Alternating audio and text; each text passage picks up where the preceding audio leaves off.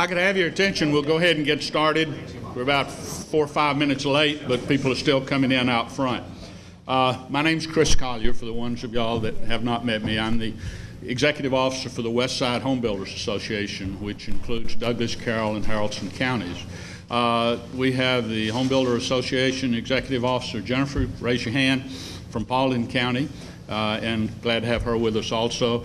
I have been working with ARC on the piece-by-piece initiative and the foreclosure initiative now since actually back in February. Also with ANDP, who is Douglas County's neighborhood stabilization program, I guess implementer, for lack of a better term, or facilitator. And we've come a long way in the past 6 or 7 months. This is the first opportunity we've had to bring together the west side of Atlanta and counties and city governments and individuals who are concerned or have a vested interest in the foreclosure issue. These types of workshops have been going on for about 3 months. Around the city of Atlanta, and some of the people that will be here speaking today I've shared the podium with over the last 3 months. And the program basically breaks down into 2 pieces, as we'll try to do it today. And the first one is we'll talk about things that local governments might do, things that have already been implemented in other communities, and they will talk a little bit on the various different speakers about those particular functions in their particular markets and how they've gone. And then there's a second piece after the break where we'll talk about the private sector side. And those are some initiatives that have been taken on the private sector to try to address the foreclosure issues and problems that we're currently facing here, not only in west side of Atlanta, but here in the United States. Yeah, I am a big believer of the fact that the solution to our problem does not lie in Washington, D.C. It is a local community problem where every community has a little bit of a different issue.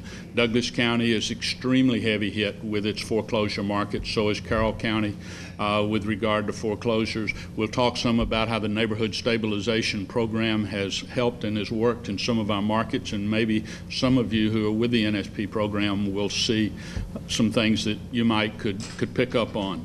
We've got code enforcement people here, which I'm glad to see, because code enforcement's a very important part of this also. This is a psychological situation for the current homeowners in a neighborhood when everything is getting foreclosed around them. When you look at our particular market here in Douglas County, 1 in every 12 homes have had foreclosures filed against them.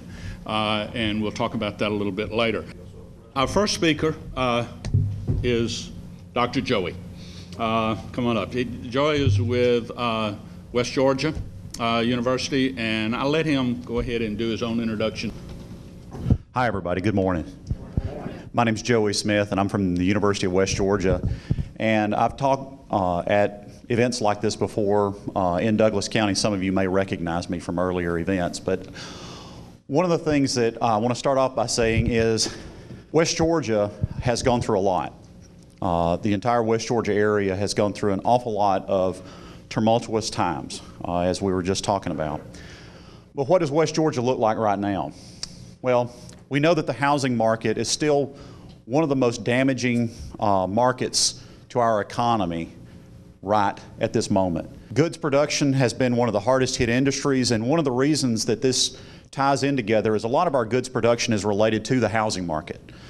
We have lots of manufacturers that produce goods that go into the housing that's being built in the area. And what we've seen also as a result is we've seen a downturn in even government employment. Some people have asked, how is it that we can actually go about shrinking the size of government? Well, we found a solution, right? We have one of the largest recessions since the Great Depression, and you can reduce the size of government very easily. What we've seen over the last couple of years is the West Georgia employment numbers are not getting a whole lot better, but they're also not getting a whole lot worse. The last year has been pretty stable. We've seen some improvements in places, specifically in service industries, more specifically in things like healthcare. But we've also seen goods production, as I said earlier, goods production's been doing badly, but goods production is doing less badly now than they were doing just a year ago. We had double-digit declines through most of last year. Now we're down to single-digit declines and low single digits in most cases.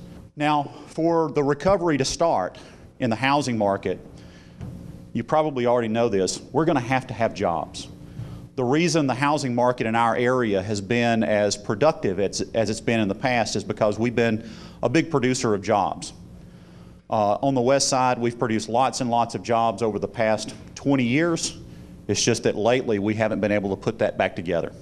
It's kind of fallen apart on us. So really what we're looking for now is the next engine of growth. Some people are looking at things like small business, healthcare, the public sector. That's an open question. Economists don't know what that's going to be. So that's really up to the markets. We'll find out what that next biggest sector is going to be, or the next big sector is going to be. Let's start off by talking about some of the national issues that we're facing, looking at some of the national leading indicators. What we've seen is that we really have, at the national level, emerged from the recession, but we haven't done it so much at the local level. There's lots of places across the United States that are already starting to add jobs. It's just not happening here. If you look at the blue line here, this is the index of leading indicators, and the index of leading indicators has been pointing up now for the past couple of years. There have been some little hiccups, but for the most part it's been pointing directly up. So things are getting better at the national level. But when we look at things like the unemployment insurance claims, initial claims are thought of as being a leading indicator because it tells us which direction businesses are heading in the very near future. It's been going down, meaning that we've been putting fewer people out of work. Fewer people are joining the unemployment rolls, but if you look at the most recent data, we can see here that it's started to do a little bit more of an uptick. It's dancing around. Other national news, we're still seeing positive GDP growth. It's up by about 1.3%. Exports are up. Non-residential fixed investment, in other words, plant and equipment, is being built. It's not being built as much here as it is other places. We're seeing private investment in inventory, and we're seeing federal government spending. We're seeing a lot of federal government spending. Okay, all of those are having a positive effect. The big negative effects are coming from state and local governments. All the money that we pumped into the system through the federal government has been extracted at the state level because the states have been having to balance their budgets, where the federal government has not had to. So what we see here is a dampening of that stimulus effect that we were supposed to get from those stimulus dollars. Inflation. Now, inflation has not been a problem throughout the recovery. We were afraid that after pumping as much money as we did in, the $787 billion into the economy, that we were going to see a tremendous amount of inflation very quickly. And we really haven't seen that. And that's been good. That's been very good. The core level of inflation is 1.6%. That means that for the goods and services that we purchase on a regular basis, excluding things like gasoline and excluding things like food, we've seen almost no inflation at all. But how many of you out there live without food and gasoline? Nobody? Nobody can get away without food and gasoline. What we've seen, though, is food and gasoline have been acting as a tax on us, especially people in the West Georgia area. Most of us commute to work, and most of us commute a relatively long distance. How many of you spend 5 minutes a day in a car or less? One person. How many of you spend 20 to 30 minutes a day in a car or less? How many of you spend more than 30 minutes in a car a day? So for those people that spend more than 30 minutes in a car a day, this is costing you a lot of money. Now, to give you an anecdote, I'm one anecdote. If you put a lot of me together, it turns out to be data, right? A bunch of anecdotes is data. I used to work in downtown Atlanta back when gasoline cost $1.87 a gallon. And after Hurricane Katrina, it quickly bumped up to $4 a gallon. And that changed the price of my driving into Atlanta from about $1,000 a year to about $4,000 a year. That's a pretty big impact. And if you're talking about people who are driving in for construction jobs, that's a huge impact. Now, what has this done? In terms of state and local government, What we've seen this year is that revenues are actually on the upswing. We're up 7.3% to date. So why are we hearing about budget cuts going into the next year? The reason is we're still having to replenish that rainy day fund. State government has spent out, and they're having to replenish that backup that they use in case of emergencies. And we're still in an emergency. So where has it changed? We've seen individual income taxes up. That means you're making more money. Or that means you're working longer. Okay, more likely you're not getting higher wages, you're just simply working more hours. How many of you work more hours now? How many of you'd like to work even more? Probably a lot of you. We've seen sales tax go up. Sales tax revenues are up 4.6%, so we're buying more stuff, or at least it's costing a little more when we do buy it. The scary thing is that fuel taxes are going up as well, but they're going in two different directions. We've got two components of the fuel tax. We've got the prepaid and we've got the excise tax. The excise tax tells us how many gallons we're buying, and the prepaid tells us how much it costs.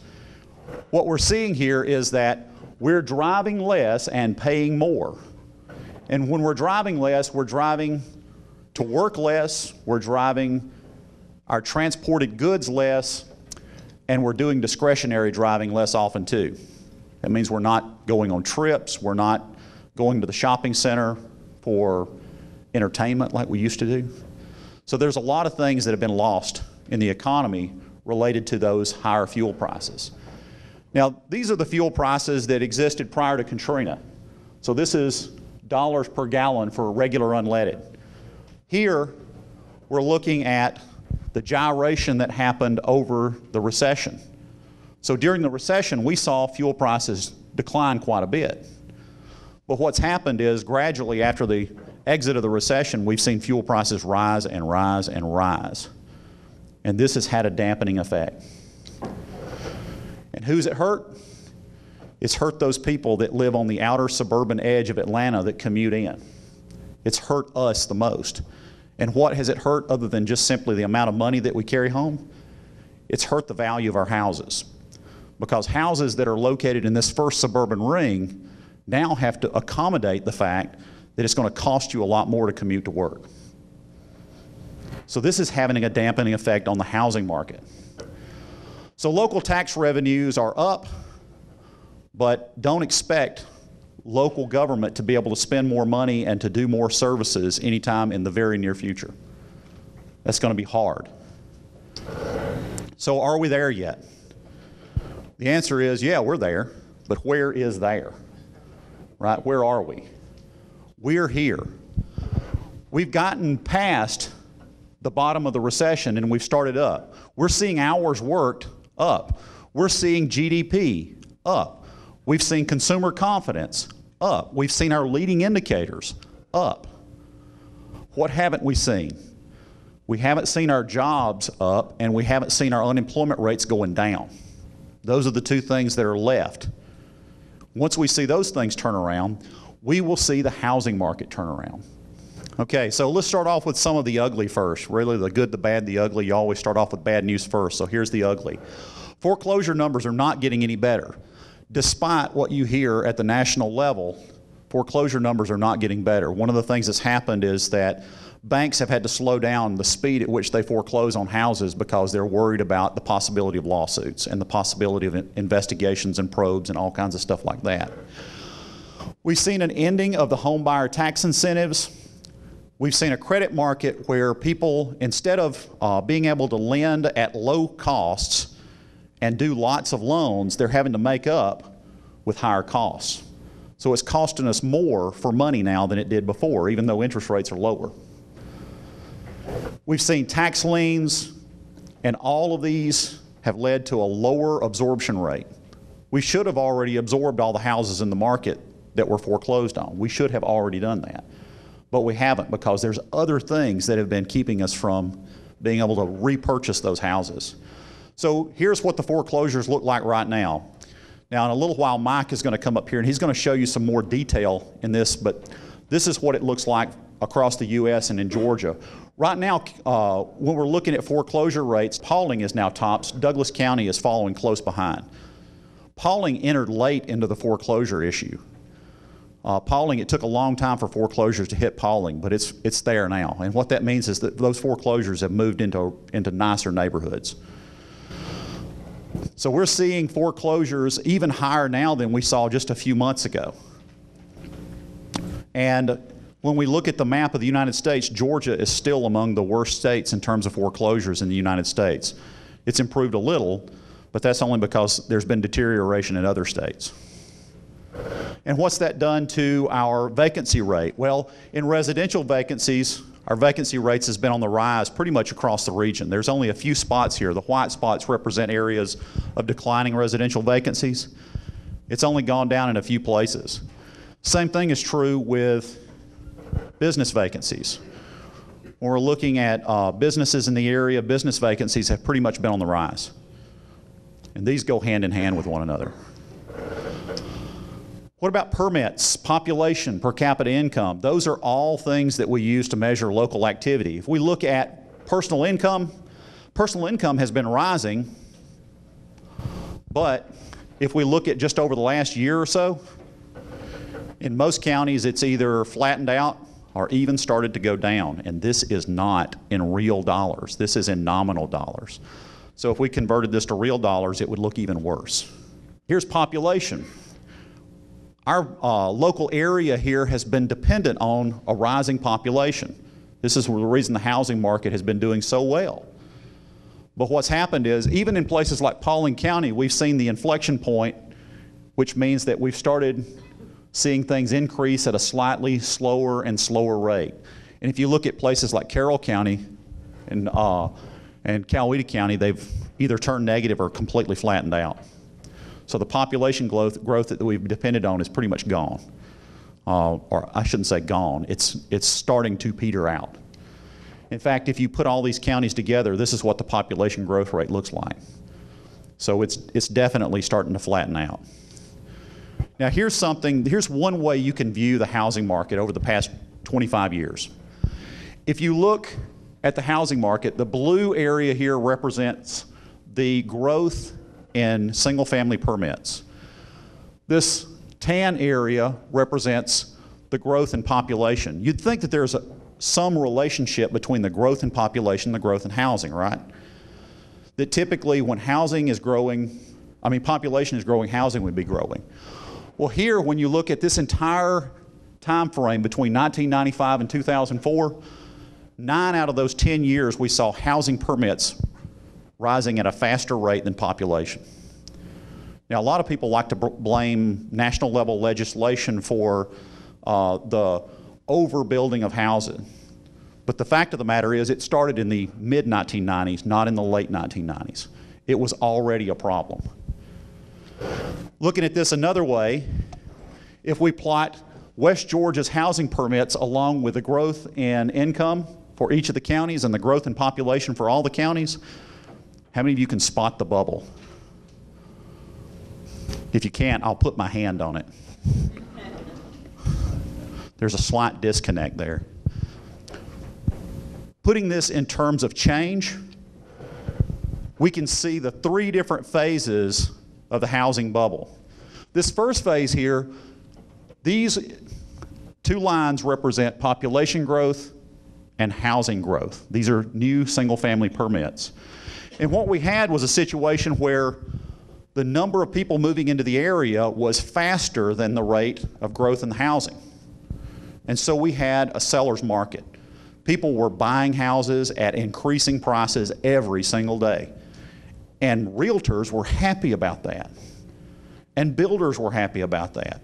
And what happened was, eventually, you responded.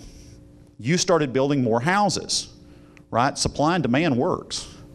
It just takes a little while when it comes to housing, because it takes a while to put a house on site. Turns out, when we got to about 1998, things reversed.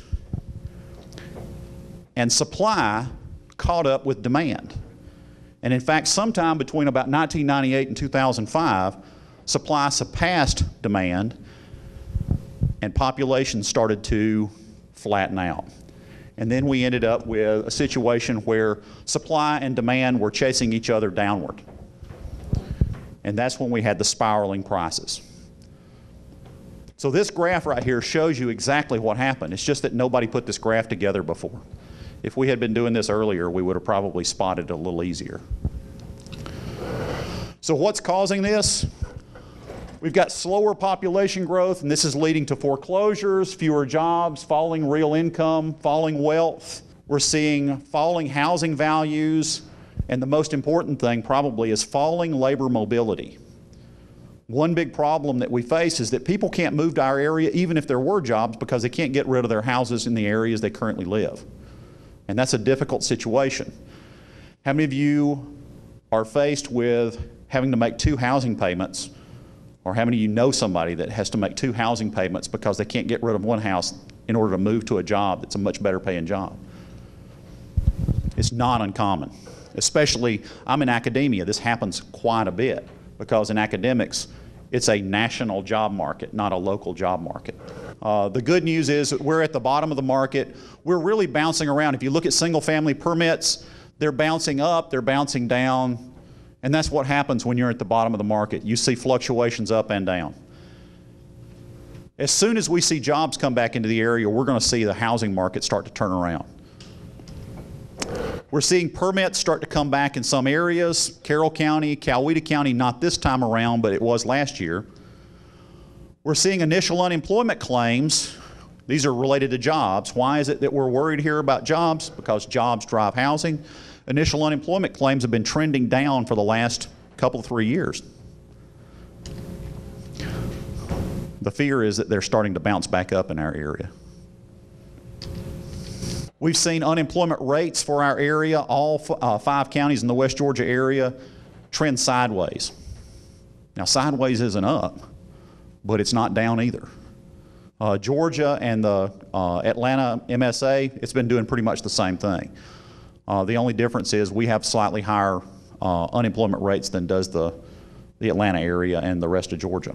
The unemployment rates across the state put us right in the pack, but we're not doing well because the pack is not a good pack to be in right now. We've seen our area, at least Carroll County, be one of the fastest growing unemployment rates in the area.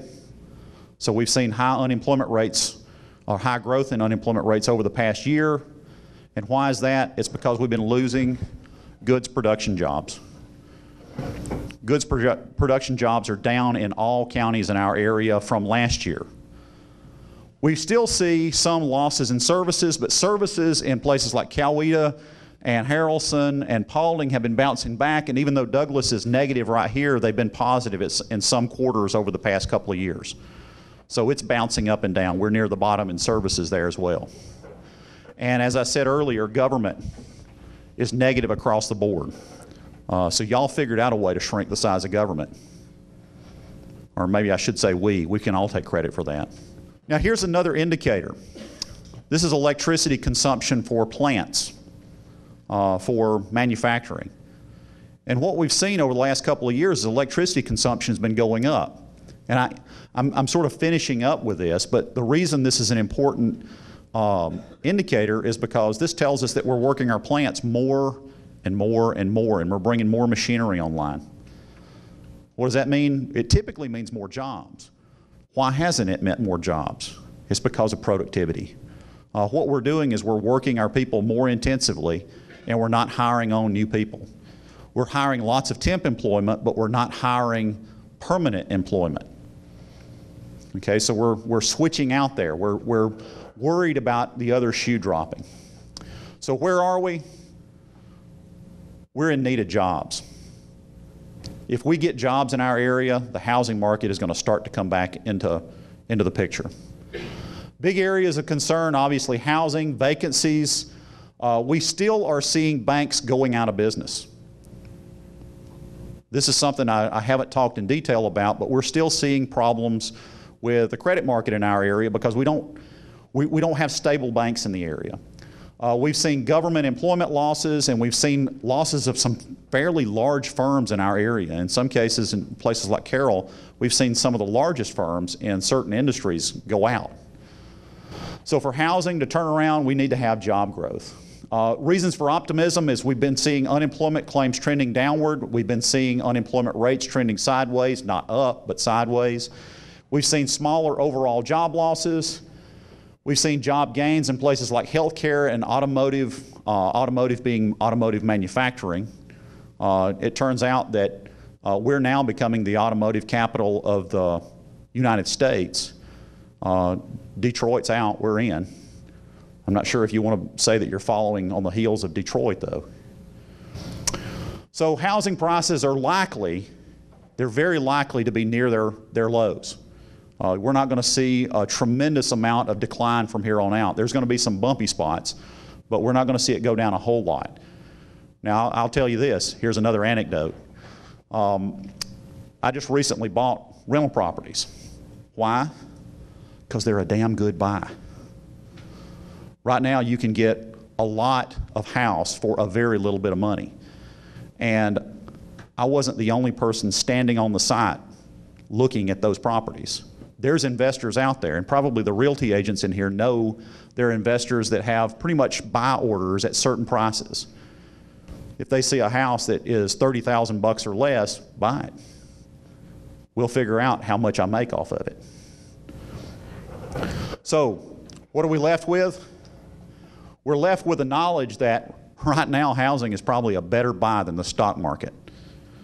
When it comes to stability, the housing market right now makes the stock market look like it's crazy unstable. Now, I know I've probably depressed everybody, so hopefully the next person that comes up here is going to be able to tell a few more jokes that are a little more entertaining. But I figured we'd start us off right with the bad news. Thank you for having me this morning. My name is Mike Carnathan. I'm with the Atlanta Regional Commission, and I'm another data geek. And Joey sort of put me on the spot here. I hope y'all aren't expecting good news. If anybody's seen my presentations, I'm sort of like the Grim Reaper of data. So I'm going to talk about foreclosures. I'm really going to take more of a regional approach. We are going to focus a little bit on the West Side market in particular. But mostly we're just going to look at the same news that Joey was sharing with you, and it's all kind of sideways. Again, so it's not getting worse, but it's not necessarily getting better. And one telling sign is that, I started talking about foreclosures and foreclosure data in 2007. And here I am again, 4 years later, talking about the foreclosure crisis. So that in and of itself tells you that, well, things are still shaky out there. Let's see, is this going to work? Yeah. So, Joey mentioned a little bit about building permits. And so before I get into the foreclosure data, I want to talk about some of the collateral damage, mostly in the housing market. So you'll see that building permits, and this is for metropolitan Atlanta, you see that the building permits have just fallen off a cliff. At one point in metropolitan Atlanta, we were permitting about 7,500 new units, new residential units per month. Right now, we're about 800. Okay? Now, despite that, if you look nationally, Atlanta still ranks 8th in the nation this year in the number of permits issued.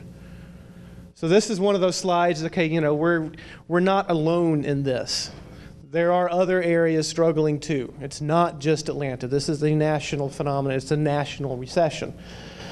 Now, 8th is, but you have to consider from 1994 to 2005, Atlanta led the nation each and every year in the number of building permits issued.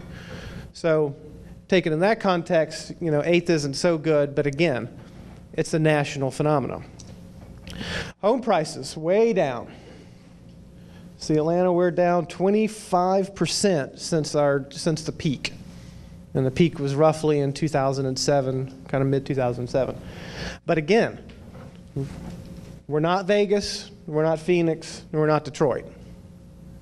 So again, things are bad everywhere, not just in Atlanta. So now let's look at the foreclosure. Now I'm going to start talking about foreclosures here. And this is kind of a measure of a pipeline. So if you look at, and again, these are the 20 most populous metropolitan areas. We're looking at serious delinquency rate on mortgages. So these are those mortgages that are at least 90 days behind. And you'll see Atlanta, out of the top 20, we rank 5th. And out of the top 100, I think we rank about 18th or something. So what this means is that there's still a pipeline of foreclosures out there. These are mortgages that are behind in payments, and fairly soon they're going to be falling into foreclosure. Now let's look at the other end of the spectrum. So now, the last slide looked at mortgages before foreclosure. Now we're going to look at REOs. So these are the properties owned by a lender. Roughly 10 out of every 1,000 properties in metropolitan Atlanta are owned by a lender. That's about 1%. That ranks Atlanta, out of these top 20, that ranks Atlanta 5th again. But a more concerning statistic is right here. So it's not really getting worse. You see that, it's down a little bit between December and March, but it's not down as much as it is nationally. And I know a lot of you can't see this number down here, but it's, nationally, we're getting rid of the bank-owned property at about we declined 6.7% nationally. In metropolitan Atlanta, it's just sort of, again, sideways. And so what that means, so what this is showing again is these lender-owned properties. Here's Atlanta. You'll see it's the red dot, which means it's one of the weakest 20% of metros, and the number of lender-owned properties. The rate of lender-owned change, how we're doing, shedding that inventory, we're in the second worst quintile. Now we're going to start focusing a little bit closer in. What this is foreclosure risk. And so they take a bunch of data, they combine it together. So they look at current foreclosures, mortgages that are seriously delinquent, and also high-cost loans, that bad loan product that got into a lot of people into trouble. The darker means greater risk. And you'll see in Metro Atlanta, it's just everywhere. But mostly in this kind of U shape. See? Stretching from down through Cobb into Clayton, DeKalb, and Gwinnett. And that's going to be a common theme once I start showing you more maps, is that U shape. I'll show you what I mean here in a little bit. Now, so far this year, we have seen fewer foreclosure filings. All right? A lot of that may be what Joey suggested. Banks are slowing down their foreclosure process just to kind of get a better handle on the paperwork. Most people think that that's probably the reason. But thus far, we have seen about 6,000 fewer filings this year than last year. So that's good news. So Joey said that I'll be telling you good news. There's the good news. But of course, the bad news is that 2010 was a record year for foreclosures. So just a little bit better than awful is still pretty awful. And this slide is sort of a statement of the obvious. More foreclosures equal less building. So here is the blue line is building permits since January 2004. The red line is foreclosure filings. This is, pretty stable, rational market right here. But then things start getting out of whack starting in 2007, and now you'll see this. As long as we keep having foreclosures flooding the market, we're not going to be building very many new homes. So now let's look at the spatial distribution of foreclosures. This is in 2007. It was mostly concentrated right here in Atlanta and DeKalb, and again in sort of that little U shape right there. See? Mostly concentrated there. Now by 2008, you'll see it spread out in almost all parts of the region, particularly in Paulding. So you go back in 2007, you don't really see much out here on the west side. By 2008, you see some activity in Paulding. 2009, it's getting worse in Douglas and Cobb. And by 2010, it's just everywhere. And so the blue represents the greatest concentration of foreclosures. And it's really been moving into Gwinnett lately, but you'll see pockets in Cobb and in Douglas that didn't exist at the beginning of the crisis. So if you look at it, if you take the overall picture of where the change is, everything in the darker greens, so essentially this color and this color, represent a greater amount of foreclosure filings. And so you'll see from 2007 to 2010, almost everywhere in the region has added foreclosures. The only exception being right here in the sort of the middle, but it was so bad in 2007, and even before that, it was hard for those areas to increase. But you'll see really right now, Gwinnett is kind of the hot spot over on the east side. But you'll see all these, and over here on the west side, Carroll, Douglas, Cobb, Paulding, Bartow, all of them have seen a greater increase in foreclosure activity over the last 4 years. Now, the next series of maps, I'm just sort of focusing in on a few of the west side counties so the base map, the color map, is the foreclosure situation as it exists in 2010.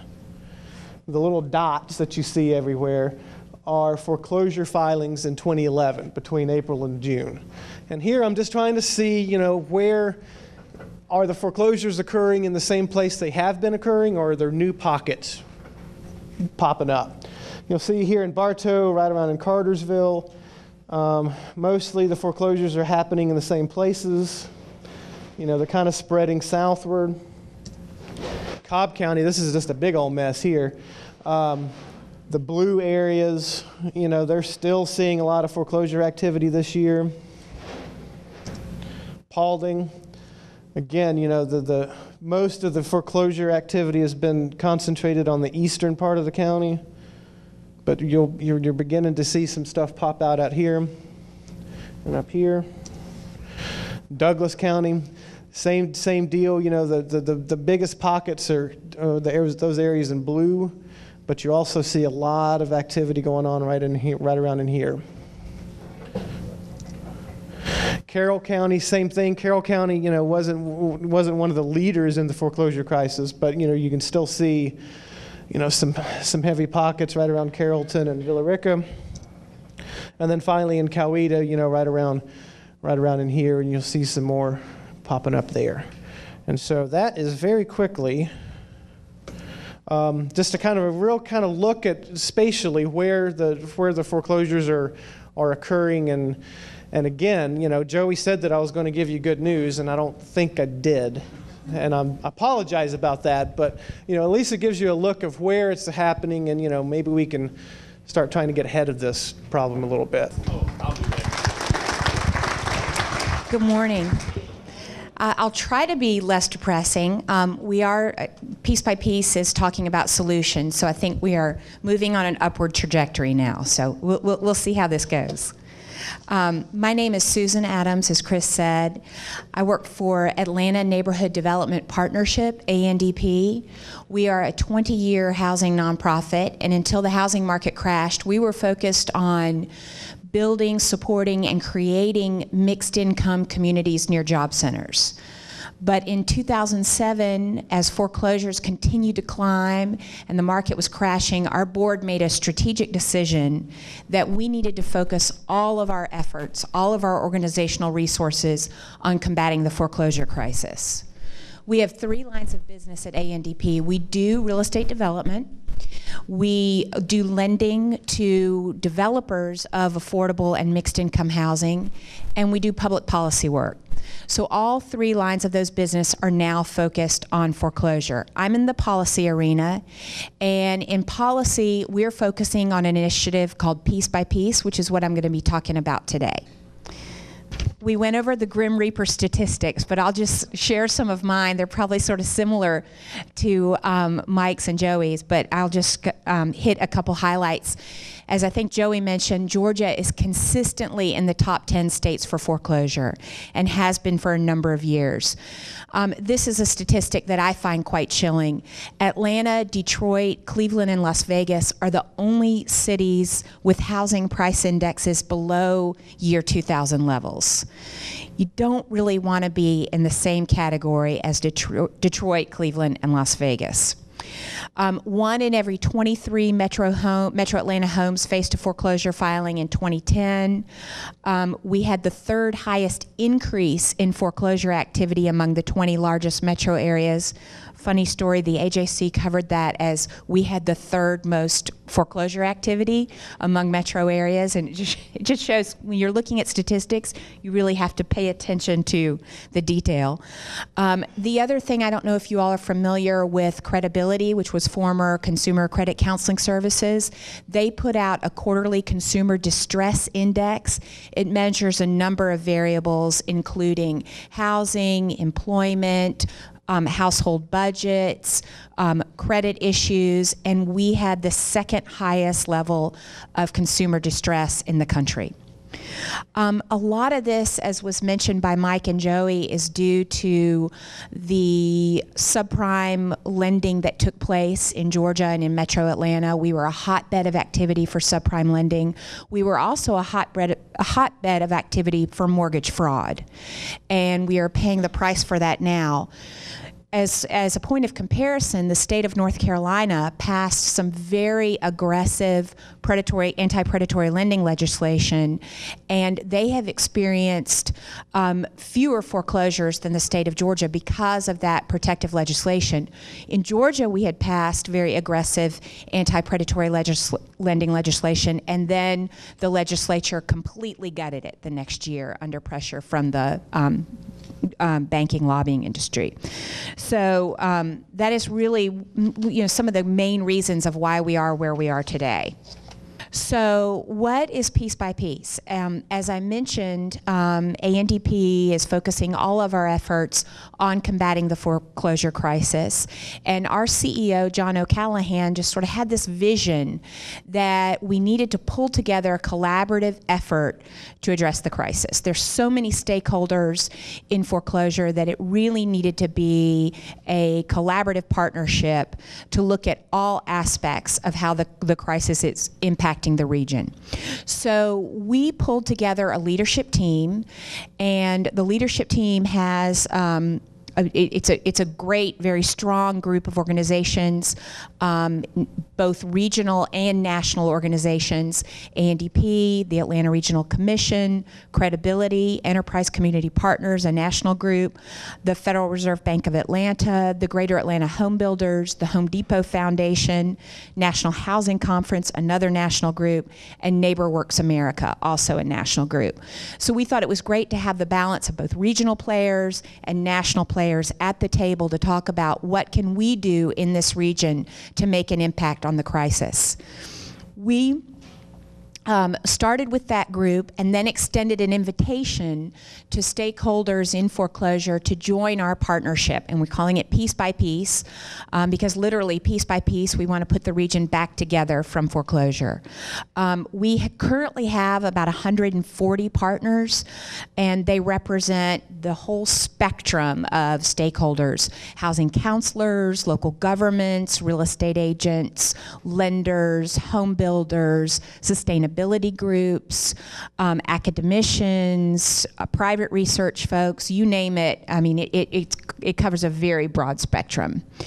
The requirement of being a partner in Piece by Piece is that you have to take the issue of foreclosure seriously at your organization and participate in thoughtful discussion around solutions. But secondly, you have to make a public commitment in how you're going to address the foreclosure crisis. And that could be outlining the work you're already doing, or it could be agreeing to take on a new challenge. But that's what the Piece by Piece partnership is all about. And the public commitment, the public commitment is a big piece of this. And this is just a representation of some of our members. We launched the effort in November of 2010, and we have been very fortunate enough to have the support of Ed Jennings Jr., who is the regional administrator for the Southeast for HUD. He's new to the position, has been very engaged in Piece by Piece, and a real leader in this effort from the very beginning. And we are very pleased to have HUD's support and participation at that high level.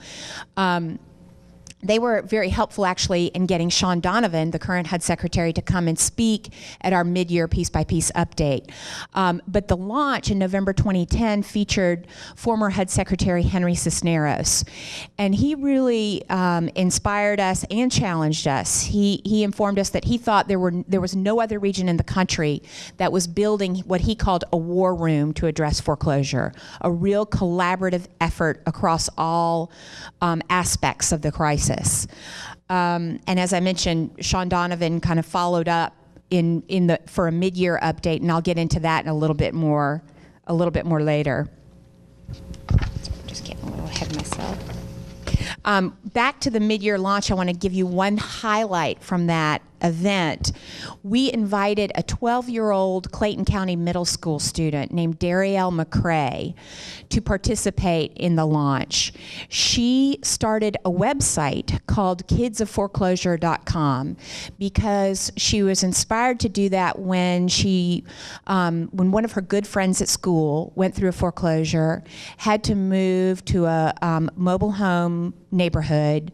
Her grades started to slip. She started to attend school less, and Darielle was just interested in this issue of foreclosure, saw how it was impacting her friend, and wanted to make a difference for children in educating them about what it is, why it's happening, and how it impacts them. So she created this website that offers resources for children who are facing foreclosure, and she also produced a documentary that won an award from C-SPAN. And we thought she was a great model for Piece by Piece, because if a 12-year-old can do something to address the crisis, then we thought any organization would be up to the task. So that was a real highlight of that November 10th event. Piece by Piece really has two pillars. What we're trying to accomplish is preventing foreclosures and reoccupying vacant properties. So it's a pretty simple goal.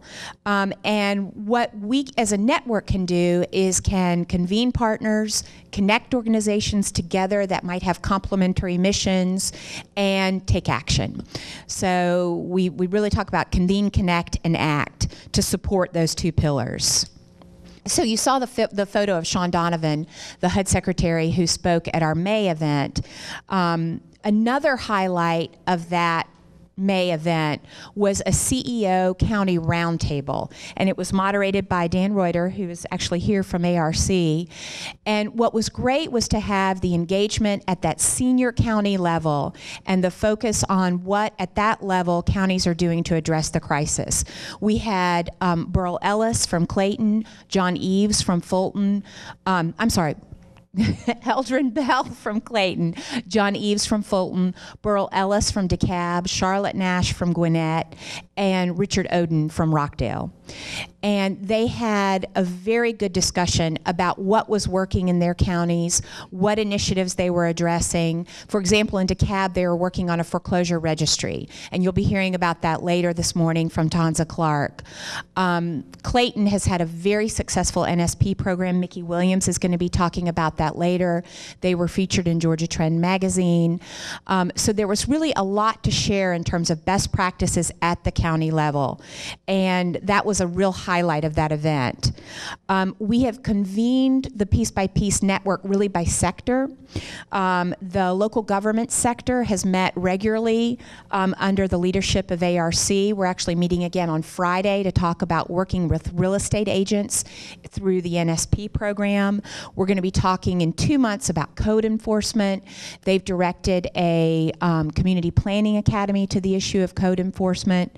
Our research and data sector has now met several times to talk about what are the data points that still need to be collected, what's the most efficient and cost-effective way to do that, and then get that information out to the stakeholders. We had a meeting of the policy sector to talk about what was going on at the Gold Dome and legislation that addresses foreclosure. including tenant protection, because there are, tenants are pretty innocent victims of the foreclosure crisis.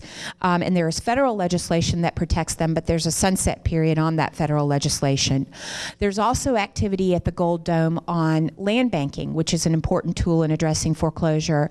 And some legislation was introduced just before the end of last session to make the Georgia land banking statute more flexible and make it easier to create land banks. And you might have seen in the paper earlier this week that DeKalb County is launching a land bank. So again, just another tool to help us address this glut of foreclosed properties and vacant homes. We also convened the counseling sector. The counseling sector had not really met and coordinated, and they're on the front lines of this. And so we thought it was important that they work together. In Minnesota, as an example, they have what's called the Minnesota Foreclosure Partners Council, and we talked to folks from that area. Their counselors all use the same software across the state, and it allows them to track exactly the number of people that they're serving. So they were able to report just a few months ago that since 2007, Minnesota counselors have helped 27,000 families avoid foreclosure. It would be great if we could create that kind of umbrella organization for our counseling agencies. So those are other things that we're sort of working on through the various sectors. One big highlight of Piece by Piece has been what's happened right here in Douglas County under the leadership of Chris Collier and the West Side Home Builders Association. They really took the concept of Piece by Piece and immediately started applying it on the local level with local stakeholders and created Piece by Piece Douglas. Piece by Piece Douglas, I'm sure Chris is going to go into much more detail later, but it is really the first county that has taken this piece by piece model and really implemented it on a local level. And they're organized into 3 task forces: keeping people in their homes, getting people into homes. They have a foreclosure sales task force, and they're also addressing under unemployment and underemployment. So you'll hear more from Chris later, but they have really been leaders in this effort in terms of a county-based approach. This is just another example of Piece by Piece partners in action. Southern Crescent Habitat for Humanity and Wells Fargo partnered together in the Iron Gate neighborhood in Jonesboro, which is in Clayton County. They rehabbed 70 homes, mostly owned by seniors, and they had volunteers from the community who helped with addressing landscaping and sort of just more cleanup issues to make the neighborhood have better curb appeal and help raise values, which is something that they all benefited from. In Clayton County, Eldrin Bell led an effort to host a 2-day regional housing summit. They covered a whole host of topics beyond foreclosure. They also talked about workforce housing, senior housing, special needs housing, veterans housing. It was a great event. Senator Johnny Isakson was there. He talked about the importance of the qualified residential mortgage debate, which some of you may have heard about the 20% down requirements that may be in play. The U.S. Deputy Secretary for HUD, Ron Sims, was there. Renee Glover, City of Atlanta Housing Authority. And it was just another great opportunity for best practice sharing and to pull together some recommendations that could be implemented at the Clayton County level. We also believe that the 203K loan or mortgage rehab lending product is an important and underutilized tool in addressing foreclosure. So we pulled together a half-day training seminar for real estate professionals, real estate agents, lenders, and home builders, and counselors as well, to talk about the utility of this product and how to create a more robust market for it in Metro Atlanta. A rehab mortgage product allows you to finance the acquisition and repair of a foreclosed home in one loan. So it really simplifies it for the buyer. And so we think, again, that's a tool that could really be beneficial in addressing the inventory of foreclosed homes. We want to invite any of you who are interested in being part of this initiative to join as a piece-by-piece partner. We've got a website that I encourage you to visit, and I know you all have copies of my handout with the website address, or you can email me. We really feel like we're at over 140 partners, but we'd love to even see that double in size. We're about to release a report that will show what each of these partners is committing to publicly, and we'll also have contact information for them so that they can kind of cross-collaborate and reach out to one another. Well, good morning, and I think we've already heard a lot of great information this morning. I promise before the end of the morning we'll have some positive information to make everybody feel a little cheerful before you leave. I'm Dan Reuter with the Atlanta Regional Commission, and my division at ARC is involved in lots of land use and other activities, and ANDP and Westside Home Builders and other organizations in Metro Atlanta, as you've heard from Susan, have really been doing a lot of work together around foreclosures for a couple of years now. And of course the problem is much bigger than any one organization or all the organizations can really resolve immediately. But I think it's great that we're able to make some progress. I want to go ahead and just acknowledge a couple of folks who are here. Amy with Senator Isaacson's office. There you are, Amy. And I didn't know your last name. So Turner? So welcome, and say hi to Johnny for us. He's I know I used to be planning director here in Douglas County, and I know he had some property over near Lee Road. I don't know if he still does. And then we have Ryan from Congressman Scott's. Oh, there he is. Ryan's right behind you. Well, welcome, Ryan. What's your last name? Reeves. Reeves. Okay. Yes. And then we also I saw Mike Mulcair. Commissioner Mulcair was here. I think he had to leave. And then we have some other council folks here. And anybody from Douglasville City Council? Huh. Terry Miller, Ward 5. Thank you, Terry. Anyone else? Any other county commission? Oh, sorry. Ann Jones, District 4. Thank you, Ann. Well, thank you everyone for being here. And again, this is an important issue. I get to introduce the folks. You want to go ahead and? Yeah, I'm working that. I'm going to go ahead and introduce the other folks we have here from local governments this morning. We've got a panel of individuals for this next about an hour. We'll take a break around 10:30. And we have from Clayton County, Mickie Williams. Mickie, if you want to go ahead and come up here and have a seat. And Mickey's been working in Clayton County. Heck, I don't know how long, Mickie, probably a few years at least. Mickie, I've heard Mickie talk a good bit about what they're doing in Clayton County, and it's pretty innovative. They really have involved everybody in the county government and city and others. So I mean, they've really taken on some pretty tough foreclosure issues. I mean, they have it probably as tough as anybody in Metro Atlanta. So Clayton County is right in the eye of the storm. Then we have Tonza Clark, Tonza from DeKalb County. She's going to talk about their foreclosure property registry, and y'all please come up as I introduce you. We also have Polly Miller with the City of Union City Operation Cleanup. Polly, right here up front. And then Rob Hosack with Cobb County. Rob, I know I heard you speak last, Rob, about your enforcement program. I'm not sure if that's what you're going to talk about, but you're going to focus on NSP. But Cobb County, as always, is just a great model for a lot of county government operations. And so Rob Hosack's been there a good long time, and he's going to tell us a lot about what they're doing in Cobb. I'm not sure if we got an order here or anything. I'm going to get out from under that projector's pointing right at me. They're not missing anything yet. Okay. Do we have any questions or anybody have any comments or anything before we, since we have a few minutes? Anything you've heard this morning that we have some young, some technical guy here. Yeah, I can tell you, I tell people the only interesting thing about me is I was the youngest of 11 children. So that's pretty much it. I can cover that in one sentence. Nothing else interesting. I did work here in Douglas County many years ago, I guess about 12 years ago. And so hopefully you can't blame any of this on me, of what's happened with foreclosures out here.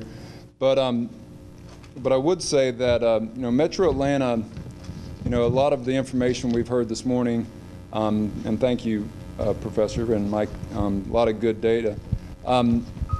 We have grown so fast for so many decades, and you know, I don't remember the party. I'm feeling like we were having a party a few years ago, but apparently we were, because we're feeling like we have a hangover now. But this region is tremendously resilient, and I know we're gonna rebound. It's gonna take a little time. We're, of course, you know, got Hartsfield-Jackson Airport. We got a lot of Fortune 500 companies. We got great colleges. We got 3 interstates that intersect here. We're in the South. We're going to rebound. It's just we're definitely going through a tough time at the moment with our economy, like everyone else. Well, good morning. I'm Polly, City of Union City, Chief of Code Enforcement. And I guess just first like to thank you for the opportunity to come out and talk to y'all this morning. Didn't expect to go first, but at any rate, I see some familiar faces here, certainly some code enforcement officers, and I think we're the front lines out there in some cases. So I want to say too that I've learned a lot this morning. I've listened and heard a lot about supply and demand and some of the economics that's involved in this foreclosure crisis that we have, and that's certainly above my pay grade. What I want to talk to y'all about today is something more of a grassroots approach, Operation Cleanup.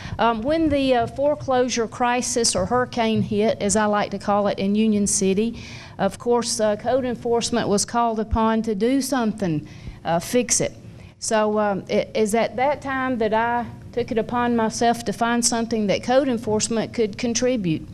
And in looking at this, it was the main thing that they looked at us to do was to improve community appearance. What could we do to make things look a little better and stop the appearance that the foreclosures were having out here?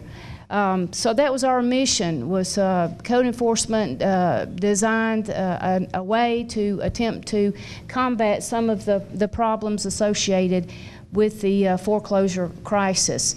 The first component of the program is the Stop and Knock program. Some of the things that we decided to do was actually make public announcements in the Stop and Knock program to go out and go door to door and talk to some of the residents and bring them on board and get them to work with us to announce the things that we could do as a community, both the public and private sector come together to combat this thing. And through the education and awareness program, we would actually go out and knock on doors and talk to people hands-on, face-to-face, and educate these people in the neighborhoods about the problems we were facing, and offer opportunities to get together in their neighborhoods with community events to offer cleanup opportunities and events for the neighborhoods. This is when we would do some recruitment of volunteers. It is at this time when we're actually out doing code enforcement that we're meeting with people and talking with people and recruiting volunteers. We would recruit the volunteers to be a part of our Green Team programs. And the Green Team program is a group of people that are organized to come together, bringing the different departments in the city together, from the police department and the fire department and public works, to come together and work to become a team effort here. One of the things that we developed was a spring and fall cleanup, and this is just an opportunity to allow the residents to bring in and dispose of unwanted items a couple of times a year. It's amazing what has been left behind out there and what people are looking to dispose of. Some more of the programs that we developed are the Christmas tree recycling and the Trash Trooper program. The Trash Trooper program consists of the public works employees, a group of people that go out and actually ride the streets and look for unwanted items, dump sites, that sort of thing. And they actually bring those things in to dispose of it. It's just to eliminate or try to combat the dump sites and the illegal dumping that we found as a part of this overall problem. Metal recycling is part of the Green Team program. When they bring in the trash to dispose of it, the metal is separated and recycled, especially from signs. I know that Union City is the only one that has a problem with illegal signs being posted on the right-of-ways out there. But we pick those up, we treat those as litter, we bring it in, we recycle the metal, and we use that to buy flowers with. And last month, or 2 months ago, we had our first hands-on Saturday project. We brought the neighborhoods together. 3 of our 4 city council people came out. We actually did a litter walk. They put their boots on and gloves, and we did a litter walk, and we planted flowers with funds that we used from the metal recycling. So we were quite proud of that. But that's just some of the programs that we've developed in the Green Team organization to kind of ride this storm out. I mean, we can't fix the foreclosure from my level. That's way above our pay grade. But what we are doing is grassroots, boots on the ground out here, trying to make a difference and trying to combat some of the trash and the debris, the blight that is associated with the foreclosure problem. Developed a Clean and Secure program. This is an initiative to go into these abandoned construction sites. I'm sure you have some of those also, these abandoned sites. And what we actually do is go in and clean the city right-of-ways, remove the old dilapidated silt fence, and clean those streets up and block the streets where there are undeveloped. It prevents any illegal dumping on those streets. I don't know if any other jurisdictions had that problem or not. There again, it's usually code enforcement that tries to address that. So by blocking these streets and keeping the right-of-ways clean, and it's really made a difference in the amount of labor associated with the Public Works Department trying to go in and clean these streets and keep it maintained. Clean and Secure. Clean and Lean program. This is a program that is a Code of Ordinance opportunity. It's in the law that the City of Union City can give notice to the property owner. After due process, go in and clean and put a lien on the property, and that is, we have done that. We go out. Code enforcement is the front lines going out trying to find these property owners. And once we identify the property owner, give notice, go through that process. When that fails, when they fail to comply with those notices, it is written into the code for the nuisance abatement ordinance, I think you and I spoke about earlier, that the city can actually go in and clean these properties. Mostly what we've found is cutting the grass, and in some cases boarding these vacant properties up and putting a special lien on the property, which is collected when the property is sold. We've had some success. We've actually improved the community appearance, especially in a lot of these undeveloped neighborhoods. Just in the first 6 to 8 months of this program, we've removed over 130 tons of trash. If you don't know what trash weighs, that's a lot of stuff. We have really removed some trash out there. We've cleaned up over 15 vacant structures and lots, removed over 500 tires. I know that's another problem in a lot of jurisdictions, but we are removing and recycling tires. Again, the metal recycling program, I've taken one man's trash and turned it into treasure, and we're planting flowers and using that for the hands-on Saturday projects. So again, Operation Cleanup is more of a grassroots kind of thing. We're out there trying to make a difference on the level that we can, and so far so good on that level. Thank you for the opportunity to share this information with you.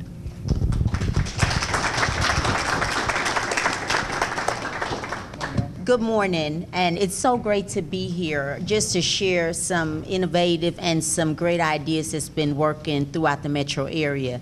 And I think collectively, as we all get together and share ideas and kind of steal a little bit from our neighbors and tweak it a little to fit what our jurisdiction, what works for us, I think together we'll make a difference with the foreclosures. We can't solve all the problems. Like Polly said, some of this is above our heads. It's going to take work from the federal and the state level to really get a handle. So we'll just hope and pray together that we get there one day.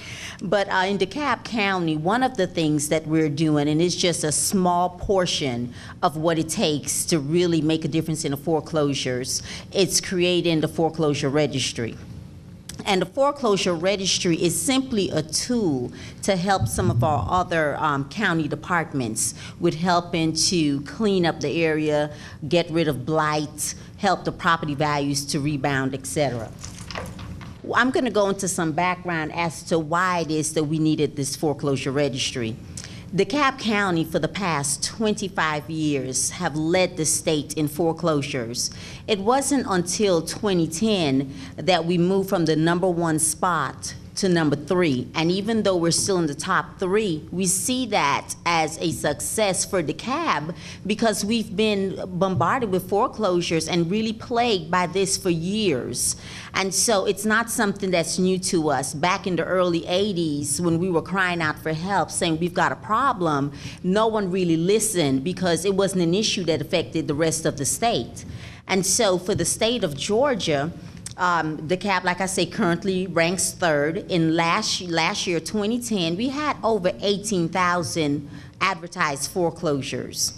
Right now, from January through August, we've got over 11,000. And so we're still seeing a record number of foreclosures. And even though we've slipped to #3, we've had more foreclosures today than we've ever had in the history of DeKalb. Just to give you a visual of where we are in the metro area, you can see that Gwinnett is #1. Some of this information you've already heard with the previous presentation, so I'm going to go through and breeze through it. We have Gwinnett being #1, Fulton #2, DeKalb #3, followed by Cobb and Clayton, Henry. But you can see as the months go up, you know, the foreclosure activity tends to increase. And then when we go to 2011, you'll see that for some of us, the foreclosure activity is going down a little, but we know that, and this information, by the way, is taken from the Atlanta Foreclosure Report, which is produced by Equity Depot. We see that we have a slight drop in foreclosure activity. It doesn't mean that the problem doesn't exist. What we're hearing is that the banks are not foreclosing because they're trying to get a handle on the robo-sign-in situation that's going on. So, you know, the experts are saying just brace yourselves because when that's resolved or when the banks have so many properties on their books and they have to get rid of it, then we're going to see a dumping of foreclosures within the next few months. This is to give you just a historical perspective on where we are with foreclosures.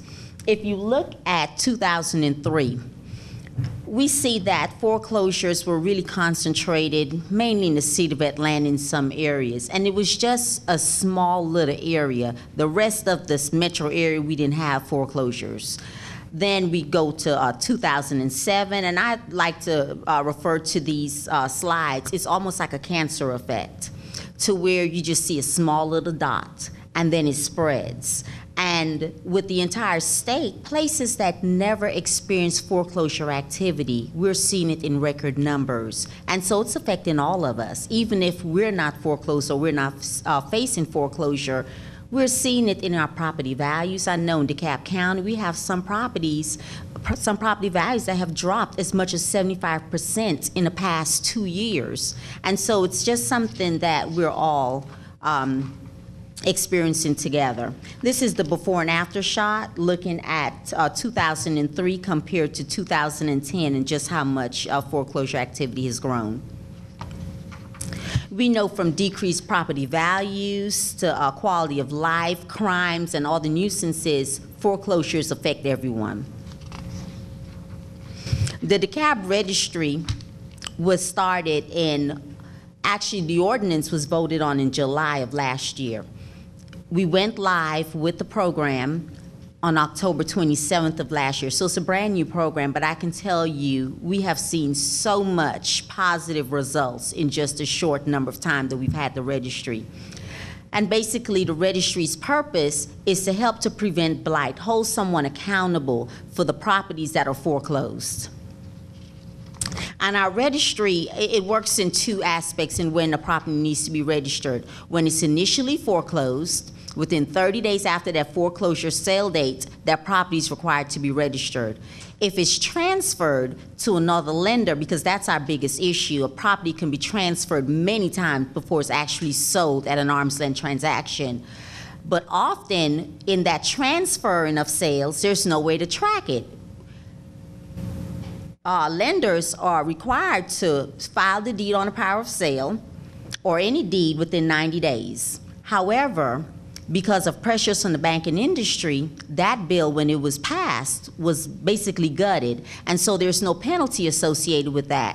And as a result, you have deeds that are not filed within the 90-day time frame, or it might be filed never or whenever the banks get around to it. And so in the meanwhile, those are properties that the county does not know who owns the property. And some people say, well, what about the taxes? Someone is paying the taxes. Well, there are companies set up that all they do is pay taxes for the properties, and that's who's listed as the contact person with the tax commissioner's office, but that's not the owner of the property. And so the registry gives us an opportunity to identify those properties. Code compliance, like I've said before, has the ability to know who the property owner is, seek compliance, and also prosecute cases. DeKalb County ordinance has associated with any code compliance violation, we have jail time. And so the law states that if there's any jail time associated with it, you have to provide personal service. Well, it's hard to provide personal service if the bank is not in Georgia. And so if we just tack the notice on the door, what our judges are doing is throwing out the cases. And so for the homeowners, you know, they're having these complaints and they're filing it, but it never goes to court. It gets thrown out. And so with having a property agent, in addition to registering the property, who is local, that gives our code enforcement an actual physical person that they can serve a citation to. Our registry, the fee for the registry is $175 a month, and that's based on how much it takes to run that registry. We have a penalty of $500 a month if you do not comply with the registry. And going back to the local property agent, the local property agent has to be located in a county that's contiguous to DeKalb County. That saves us time and money, because then we don't have to drive down to Savannah, Georgia, or up to North Georgia to go ahead and serve a citation. The property agent has to be able to maintain the property, serve as the agent authorized to sign any citation. If code compliance needs to enter the property to do any type of inspection, then that is the purpose of that particular agent. And you know, one of the confusions when our ordinance was first passed, the real estate community was really against it, because they saw it as just another responsibility that they have. And then we had to explain that property agent does not mean real estate agent. It's just whomever is designated, and it's whomever the bank designates to be in charge of that property. Now, if you fail to comply with the ordinance, code enforcement, they just go through their normal process, because our ordinance falls under that code compliance code. And so they would serve a citation. The owner then has to appear in recorder's court. If they choose to not appear in court, then they can just simply pay the citation. Now, our registration process, and this is a lot, so I'm going to go through this really quickly. Basically, you go to our website, you complete the form, and the form is similar to the PT-61 form that the agents and the attorneys and the banks use to file a deed, so it's very familiar to them. They complete the form, hit submit, a unique registration number is identified, is applied to the form. They would then have to fill out that, print out that form, take it to our clerk of superior court, or mail it in along with the payment, and registration is complete. Our clerk processes the payments, and they've also set up a separate line item in our budget that's used specifically for the registry, and only for that purpose. So that's important, because those funds can't be commingled. Now, in setting up the registry, we have really collaborated with a lot of departments within the county. And you can see from this list, that we've really worked with all these agencies, because it really takes, when you look at foreclosures and just the amount of departments that it affects, it's just about every one of them. And one of the things even we're working on going a step further is really identifying how foreclosure has affected our budgets, not just from a tax perspective, but from crime, from the police department, from animal services, with the animals being left abandoned, just every single department, and really assessing a dollar value as to how much it's really cost county government. To date, since the registry has been adopted, we've had over 3,000 properties to be registered. We generate reports daily. Our code compliance officers have access to the registry. It's on their, I think it's called Tough Books, their laptop computers they have in their vehicles. And so when they go out to a property, if they need to issue a citation, they have all the information on the property right there, so they can then go to that property agent to serve the citation. We still have weekly meetings because this is a new process and it's new to the state of Georgia. There's so many registries across the country, but DeKalb in Georgia is so unique in that we're a non-judicial state. And so how we set up the registry, it's very challenging and it's very problematic in that the verification of what is foreclosed and what is not is really not there. And so we've had to create a system to where we have different checks and balances to try to identify which property should be in compliance. And as we continue to go through this process, we'll continue to evaluate for efficiencies. We've restructured our county offices and departments just to deal with this foreclosure crisis. We've done workshops and just different training opportunities to really educate our residents, the lending community, and others about the registry and its benefits. And lastly, I just want to echo again that this is just a piece of the huge strategy and the huge puzzle in trying to address foreclosures. We've been working with piece by piece and really to look at what it is that we're doing and just come up with different things. And so with the registry, it's just part of this puzzle. We, as a county, we look at how do we keep families in their homes. And so we have several initiatives that we're working on that we keep families in their home, from doing quarterly workout workshops where we schedule that with lending communities and the consumer credit counseling agencies and so forth. We have a referral program. So if our residents call and they're in foreclosure, we refer them out to the housing counseling agencies. We have a housing resource center that we're currently working on, and basically that will be a clearinghouse that if you need information, if you're a renter and you want to know what your rights are, if you're a property owner and you're being foreclosed, so you'll have that resource right there in front of you. The second part is our neighborhood stabilization and revitalization, and that the registry and some other programs fall under that. And then lastly, moving families into vacant homes.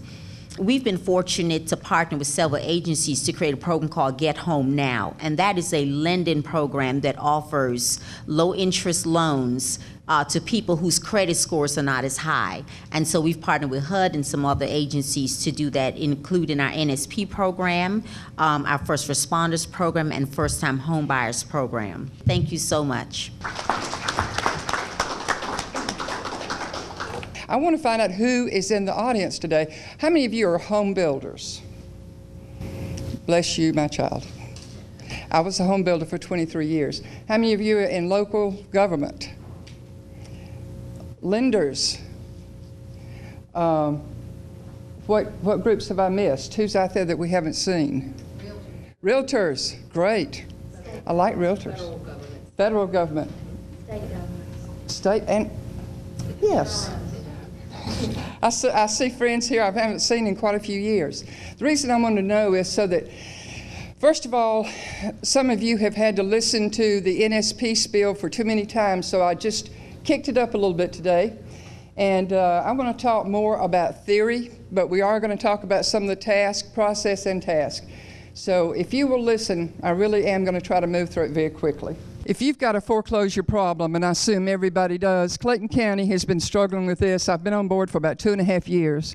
And what we've realized, there are some basic tools that you must have to address this. First of all, I don't care how much money you have in your organization, there is absolutely no way that you can do it alone.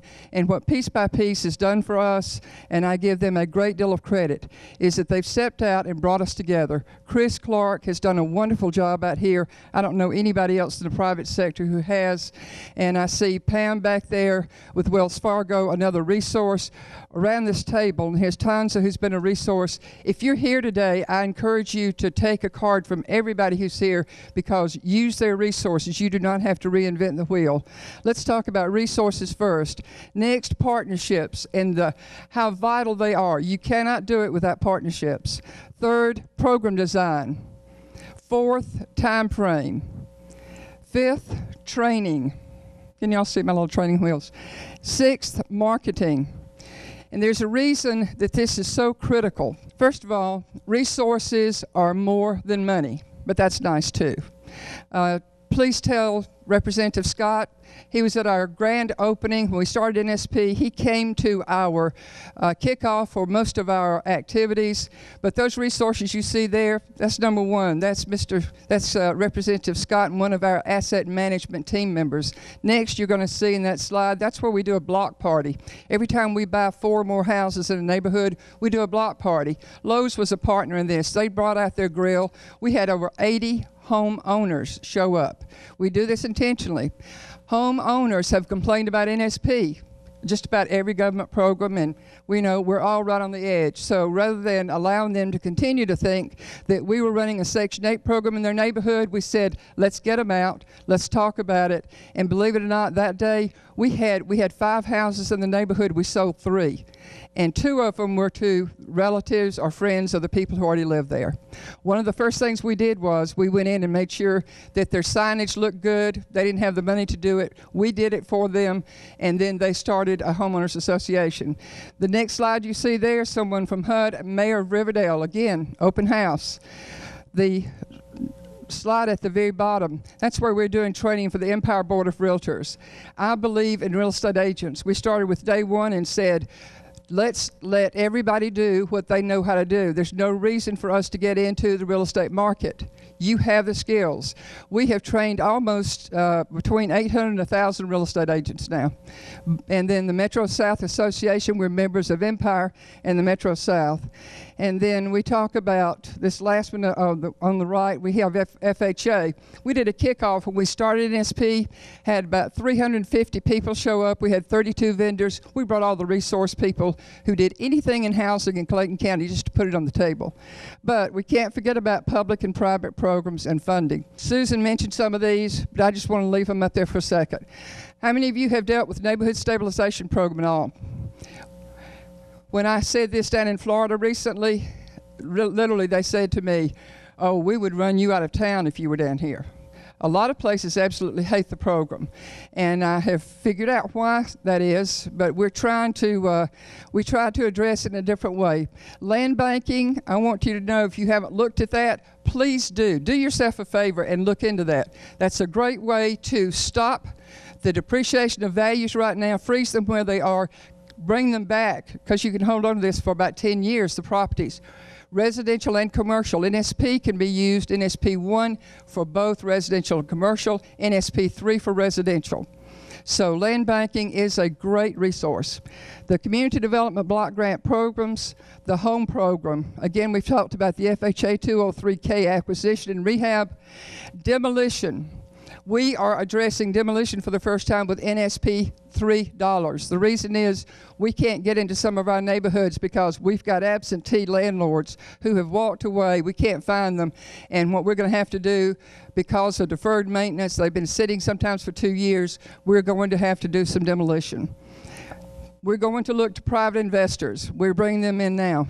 We chose not to do any rental. Everything we're doing with NSP 1 is acquisition, rehab, and resale. And then special loan programs. Every lender out there is coming out with special loan programs. Stay abreast of that. Every day things change. Don't assume because you saw it last month it's still there or there's not something new. Partnerships bring resources. around this table, if you'll see the checkered tablecloth, we jokingly call ourselves the kitchen table. We don't have a boardroom. We don't have that kind of money, but the resources sitting at this table are invaluable. Those are department heads.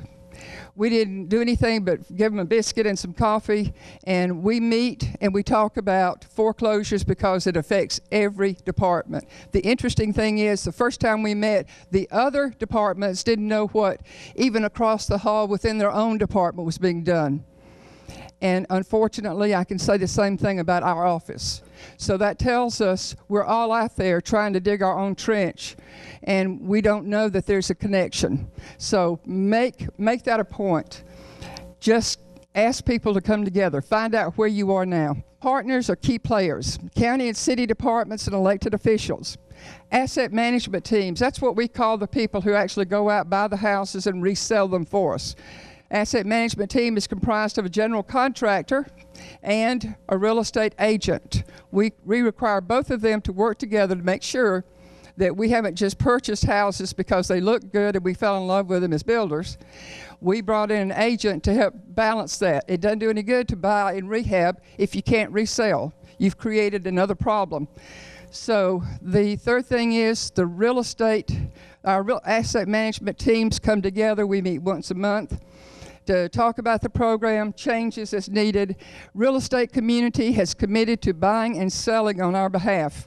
We say to them, and we give them a 3.5% commission. We have a 7% commission in the program. We are not trying to cheat anybody. NSP 3 and 1, the big push is we want you to either retain or create jobs. So anything other than that, we are missing the mark. We're supposed to deal with the foreclosures. In that process, we also are going to create and retain jobs. We talked to our appraisers and inspectors, and we wanted them to understand the guidelines. We sent out a notice and put an ad in the paper, so we got all the appraisers in. Asked them, where should we go to buy? What should we stay away from? Where are the markets where we can't pull any values? They had an input to the original design. We do meetings with them on a quarterly basis. Lenders, HUD says that you will find and assure that your buyers are getting good deals. They are getting the best deal possible when they get a mortgage. We had a lot of the unscrupulous lenders in Clayton County, unfortunately. So what we do is we train our lenders. If you want to participate in our program, it's just like DCA. You come, you are trained, we check you out, we look at what any complaints that are filed against you as a lender. We look at how much you charge for your origination. We cap that at an FHA, also for administrative fees. Housing counselors and the homeowner classes. Again, those housing counselors are critical to making this program work. We do not want to create a second round of foreclosures. Decision makers must be co-partners. I don't know about you, but in Clayton County, we have the best county commission in terms of being supportive of the program, because we started off from day one explaining the program. Simply, we weren't trying to bore them with regulations. We simply said, this is a problem we have. These are the funds we have. This is what we must do, and we're asking your support. The interesting thing about it is many of our commissioners show up every time we have a block party, every time we have a housing fair. The chairman of the county commission is almost always there. And I want to tell you where this came from. The first piece-by-piece meeting that was held at the Carter Center, I called the chairman 3 days before that, and I said, Chairman, you've been asking me what's going on with housing. If you would give me an hour of your time, because I know you can't ask for any more than that, if you'll give me just 1 hour of your time, we'll go down to a meeting together, and I think it's going to be beneficial. He sat there for 4 straight hours, which was an absolute miracle. He put his phone in his pocket. He put it on vibrate. He did not answer it. For 4 hours he sat there, riveted to the questions, the answers, the responses, the people who were talking about it. And he looked at me. Now this is when you have to be a real diplomat. I've been saying for 2 years, we have a crisis. He turned around and looked at me at the end of it and he said, Mickie, we have a crisis in Clayton County. And I said, Chairman, you are so right. I'm glad you said it. They recognized the NSP staff members and our asset management team when we reached our goal last August. Actually, it was last September. But they gave each one of us a proclamation, which we thought was wonderful. Those commissioners, because they stay informed, they know what we can do for the constituents all over the county. They don't hesitate to pick up the phone and talk to us. I've heard them repeat the program. They know it. They know it. That's the key. They know what we're doing. Now, I want you to know how others view government programs. First of all, I'm on the outside looking in. Oh, don't worry about these program regs. They're easy. Don't worry, we're going to provide training. Well, only the fit survive. The next one is the sea of application paper. Oh, you'll have that done 30, 40 days or so. Next, our process is sacred. Oh no, we can't change it. What do you mean it doesn't work? Don't worry about that. The process is sacred. But you come on board, and after a point in time, you will notice that our participants get right to the end of their rope. Not a problem, because we have monitoring. I think they're asleep. I'm just not sure about this. But we know that this is the way a lot of people look at government programs. So it's up to us, and even public-private programs, to change that. First of all, if you're going to run a program for foreclosure, this is not the time frame. We do not have the time. For the government time, we've got to operate on business time. I was not a government employee for many years, and I want you to know that in my head and in my heart, I'm still not a government employee. We run this as close to a market rate program as possible. When we talk about program designs, if nothing else, please hear this. Follow successful standard market delivery systems. Don't recreate the wheel. Value your partners. And if I have anything else in here, resist the urge to over-document. Document what you're doing, but resist over-documentation. When we create programs that do not make sense, when they're difficult, nobody's going to participate. Please know that. These homeowners are appreciative of the fact that they were able to get in their houses within 30 days of putting a contract on the house. That's a government program. We're able to buy homes within 3 weeks because we worked with the county employees in the finance department to work that out. The training, again, before we started the program, we brought everybody together, and they help us set up the training. They help us set up the program itself, and then we do ongoing training to make sure everybody is still on board. All of this group. This is some of our training that we do, and we train monthly for everybody.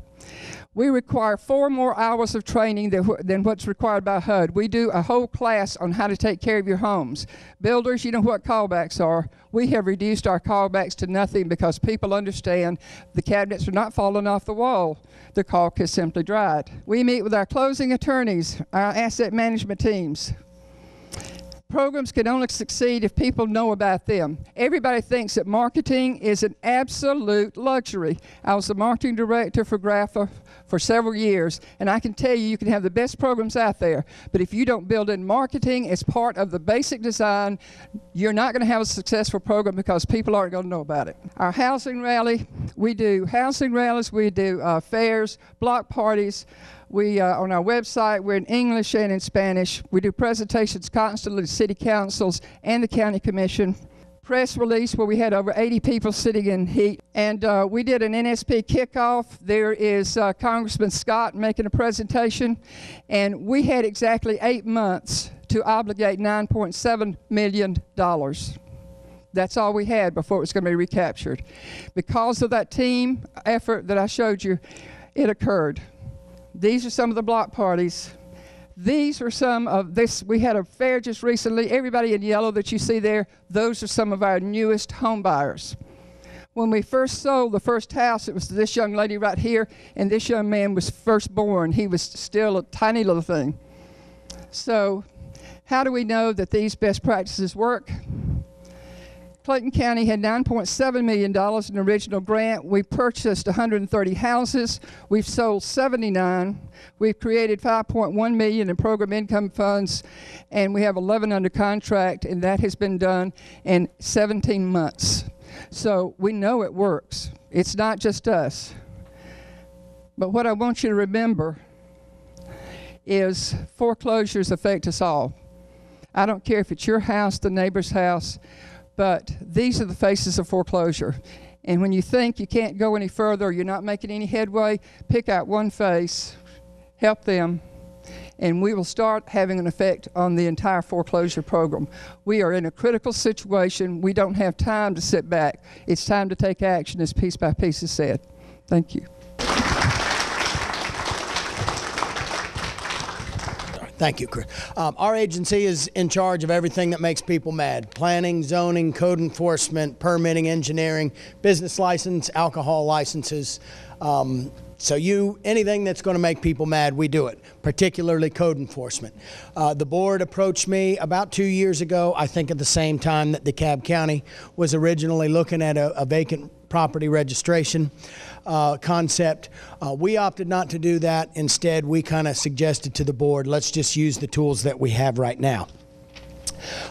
We also kind of had a recognition that if we were going to get into NSP, that really wasn't something that the government should be involved with. Instead, we suggested that we push it out to the private sector, and that's the way we set up our program. I think it's been very, very successful. We selected a very well-known local real estate developer to head up our program, and that particular program has been very successful. Again, there's some info related to that on our slides. I did want to mention some of the things that we do similar to what Polly had mentioned. We have nuisance abatement regulations, a grass ordinance. Our nuisance abatement regulations actually allow us ultimately to go in and knock down properties. We've done that about 47 times, have recouped about 32 liens. So you need to be careful if you are going to set up a program like that. You need to make sure that there is a commitment from your board, from your city council, that if you are going to take a look at something like that, it's kind of an expensive business to be in. We also kind of took a unique approach in that we just kind of took some tools that were in our toolbox and expanded upon them. I noticed that there was somebody here from the state of Georgia. Actually, the Georgia EPD has been very, very helpful to us in that they have a number of enforcement orders or decrees that they have negotiated with a wide range of banks. That is a very good tool for a local government to use. You can get all kinds of stuff done, whether it's actually related to erosion and sediment control or not, if you actually call these bank representatives that the Georgia EPD has published and provided to local governments. It provides a great list of contacts of bank executives that you can call for any particular reason. And it may not be ESC, erosion control related, but once you get a good contact from a bank, that's kind of what we've capitalized on. We've got all the major banks now. We have one person that we can contact directly. They're either local or at the national headquarters for the bank. And whether it's code enforcement related, whether it's a maintenance issue, whether it's grass, whether it's some stuff that's been dumped on the right of way, we usually have a person that we can call, and we kind of got that from the EPD and are very grateful for that. Something else that we do, I think that's a little bit unique, we have an arrangement with our sheriff, and anytime there are planned evictions, they usually get us on the front end. We've got a form that once their officer delivers the eviction notice, we're provided about 3 hours notice of when that eviction is going to occur. We show up with the deputy, and right then and there, we go ahead and we get a local person. We put a name with a face, we get a contact number, and we have somebody that we can contact if the belongings that have been taken out of that house aren't removed in a certain amount of time. We have a contact now. We do that quite frequently. It's been pretty successful. The other thing that I think we've done that's kind of different and has been very, very helpful, some of the builders that were here may appreciate this. We have run into a problem, as I'm sure all the local government folks here have, that if you have a project, get started and then it stalls, infrastructure is about halfway complete and you've got to yank the surety. What we've had a problem with is we've done that. Actually, I've got an account set up. We've got about $500,000 worth of sureties that we've put into this account that we're waiting to finish to build out before we top out the subdivision and finish it up. Unfortunately, most of those sureties that we had in place were all done basically 05, 06 asphalt prices, for example. So we're usually 25 or 30% short of what it's going to take to finish up a subdivision. As opposed to having to make the taxpayers be responsible for that, what we did is we sat down, came up with a per lot fee for the remainder of the lots that we assess at the time of building permits that enables us to kind of recoup those costs to finish up these subdivisions. I think one of the things that really bother folks as they're driving through or driving around a city or county is you go by some of these projects and they're not finished, or you've actually got residents that were the first ones in and now they're stuck.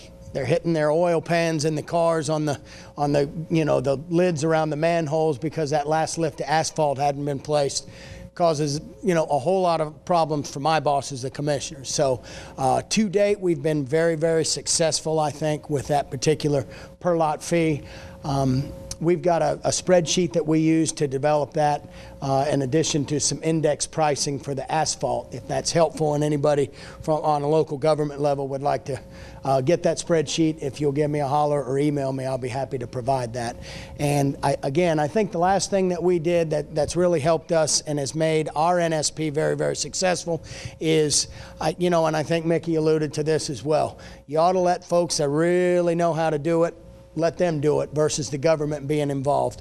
We got a little pushback at first, but I think since we actually privatized it and bid it out to the folks that we gave the work to, they've done a very, very good job, and I think everybody has agreed that that was probably the best thing for us to do. So if anybody's interested in some of the information or copies of our ordinances that we've used, please let me know or email me, and I'll be happy to provide that information to you. Thank you, Dan.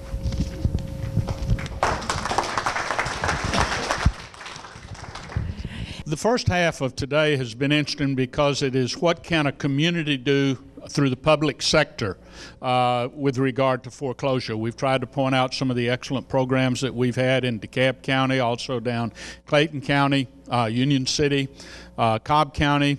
There are programs also involved in Fulton County. We have here in Douglasville been extremely busy with our local initiative. I am going to be the first speaker in what we call the private sector group, where we will talk about the Piece by Piece program. This is the Piece by Piece program in Douglasville, which we have established, went into effect on May 1st. Piece by Piece is a local initiative that addresses the current foreclosure crisis in Douglas County. We have, in addition to Piece by Piece Douglas, we have a program that we're working on, which is Piece by Piece Carroll for Carroll County, and also we have met with the Home Builders Association from Midwest Georgia, which is a 10-county area on the southern crescent of the city, and then the other group is the Home Builders Association of Middle Georgia, which is Macon and 13 counties surrounding that. So if you look at all of the counties that are currently looking at a piece-by-piece program of some type, totals up to around 24, 25 counties. We have worked primarily with our piece-by-piece program through the Home Builders Association. We started out by forming a local coalition, which was the Home Builders Association, brought the realtors in very quickly because they're our front line as far as sales go. We also brought the Development Authority for the county to the table. The Douglas County Commissioner, you heard Mike Melcare speak a little earlier today. We have the City Development Authority, also the council member, Terry Miller, who was here just a few minutes ago. And as far as Douglasville and Douglas County politicians, they're all down on top of the new jail. They're putting a tree on top because they're topping out at 11 o'clock today, so they all had to leave at 10:30. In addition to that, we have our Housing Authority involved, Greystone Power, First Methodist Church, Douglas County Chamber of Commerce. How many residential foreclosures did we have? I mentioned this a little earlier. It was 3,518 in 2010, or 1 in every 12 homes. That's a lot of homes in Douglas County. That's basically 1 on every street or every block. There's 10 to 12 homes usually on a block, and this is 1 in 12. Piece-by-piece objectives that we established when we put the program together, first of all, was to address unemployment or underemployment. Employment is a key piece of people being able to remain in their homes and also be able to buy homes. So without addressing the employment side of the issues, we felt as though we were not being realistic as to what it will take in order for this program to work. Our next objective was to keep people in their homes. In other words, let's put a finger in the dike and do what we can to stop foreclosures. And the third one was, once the foreclosure takes place, how do we get families into those foreclosed properties and get those foreclosed properties off the market and stabilize our markets? Let's take them one at a time. We have, first of all, the employment piece, and the objective is to put the builders and realtors back to work under the employment piece, but it actually expands a lot further than that, and I think our third speaker in this group, Doug, is going to address some of the impacts of putting builders back to work and the trickle-down effect that that has on other industries and other businesses in the community. How we do it through the sale and renovation of foreclosed properties initially. Right now, builders aren't building. We've gone from 2,600 permits in 2006 in Douglas County down to approximately 154 year to date this year. And I'll question who those 154 are.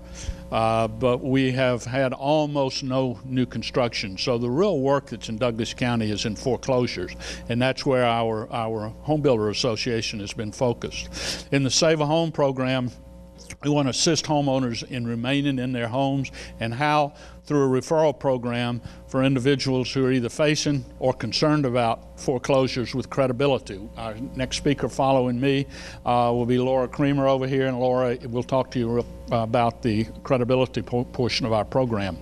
How do you know? Did you know?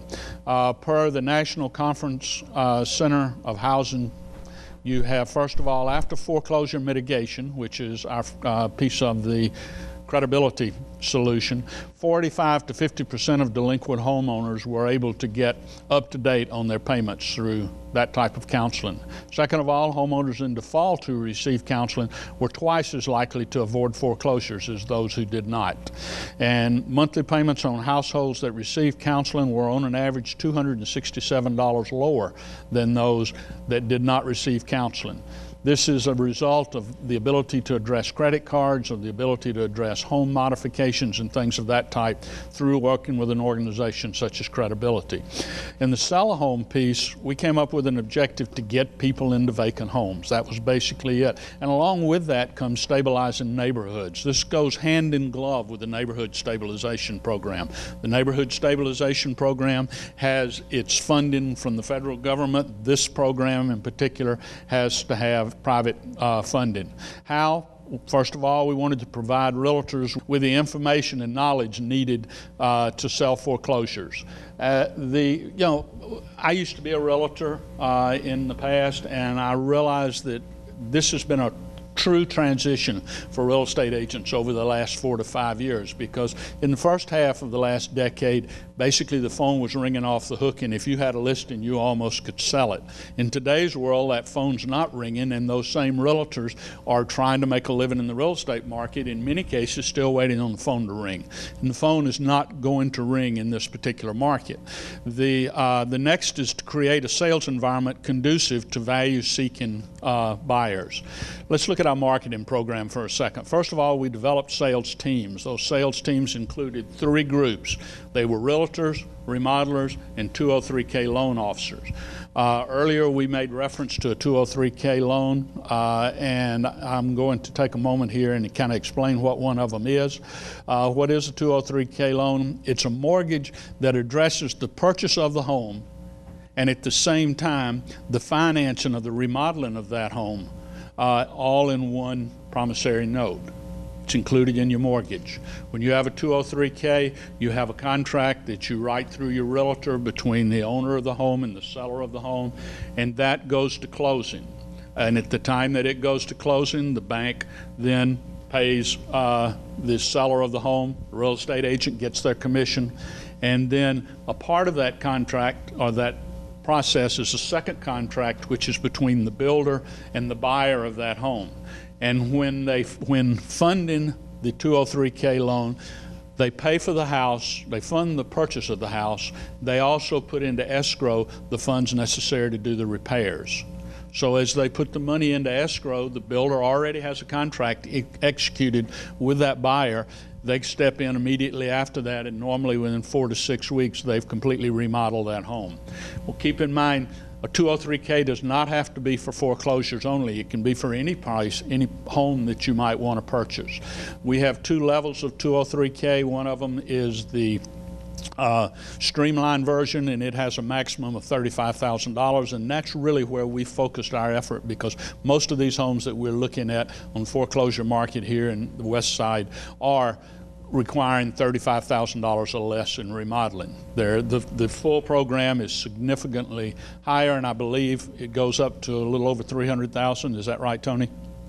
Yeah, and so that is basically a 203K. The program came out in the late 60s, and there really hasn't been a lot of demand for the 203K because banks in the past have basically given you home equity loans and second mortgages to do your remodeling. That money is not available today. Let's take a look at the sales process. First of all, you find a pre-qualified buyer. Next is take them to a showcase home. We've worked very closely with the Neighborhood Stabilization Program in Douglas County and through ANDP and through Amy to work together to allow us to use the neighborhood stabilization homes that are currently on the market for sale as showcase homes. And what a real estate agent does is when they get a buyer under this program, under the piece-by-piece program, they take that buyer directly to, initially out of the chute, one of the NSP homes that has been completely remodeled. They have photographs in some of them that show what the house looked like before, and you can see what's after. And then the family gets an opportunity to take a look at that house and see what you can do with a foreclosed property. The next step after you do that is show the foreclosure with remodeling estimates, which is the next house that they would take them to is one of, in Douglas County, 6 homes that we have done estimates on. And this is a typical sheet. We've got a list in here for 54.9 on this particular house, and we've done an estimate of everything that needs to be done to that house to bring it up to the same level as the one that they were just in as a showcase home. In this particular situation, the estimate was $22,000. So if you take that, add that to the $54,009, you increase your house payments by basically $100 a month. But what you've done now is you have a custom done home that you pick the carpets, you pick the appliances, you pick the countertops, and you pick the colors. And you have had that home renovated up to the higher, more livable standard. Once that's done, if they like the foreclosure that they look at, obviously they can buy it, but you then move to the next step, which is to go to a house that needs total renovation. The realtors would then, if necessary, bring in a builder who would do an estimate that execute the contracts necessary, turn it over to a 203K loan officer who then has to approve that work to be done, close on the housing with the remodeling and escrow, and then do the remodeling work and pay the builder. That's the process. It's a very simple process. But the key to the simplicity of this is one of the reasons why it works so well. And so we've tried to train our real estate agents. We've been holding real estate training classes basically with this to get them to think this way. Our results to date, we have basically 12 builder members in the program. Our builder members that are in the program are all Earthcraft certified. They're obviously all licensed, and they're members of our local association. In the Save a Home side, we have 40 people plus who've attended workshops that we've held since May 1st. And we've had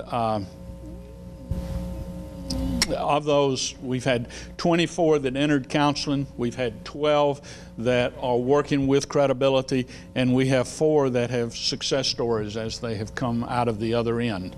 It's very difficult to track the success that you have with this type of program because you never know where an individual comes from that may go into the credibility program, whether it's a result of us or not. And in the sell a home process, we've got 6 foreclosures inspected, 5 showcase homes open with 30 plus attending, and this is a little dated. It goes back about a month ago, and at that point we felt as though we had 2 homes under contract that we're working toward getting closed.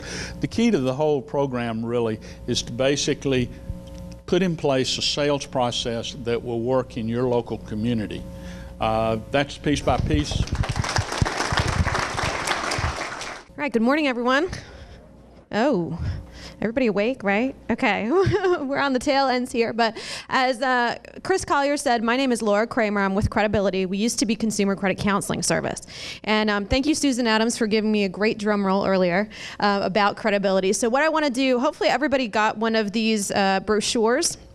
I left them on your table there, but I'm going to talk a little bit about overall what we do and how we've aligned ourselves with the Piece by Piece initiative. And if you're thinking about bringing this to community or you wanted to contact us, and a little bit what's happening with funding for housing counseling. So if you open this, it is English on one side, Spanish on the other side. All of our services are fully bilingual, and we also have a language line where we serve about 13 other languages as well. We've been serving the community in credit counseling and credit education since 1964. So we are a national organization. We are headquartered in Atlanta. We have several offices throughout Metro Atlanta. We also have offices throughout Florida, Mississippi, Tennessee, and South Carolina. So again, we do serve all 50 states and Puerto Rico. So this is kind of a breakdown of the services that we have on here. So we do budget and credit counseling, debt management. We also do bankruptcy, and we also do financial education as well. But like I said, I wanted to concentrate on the housing counseling aspect and also the education.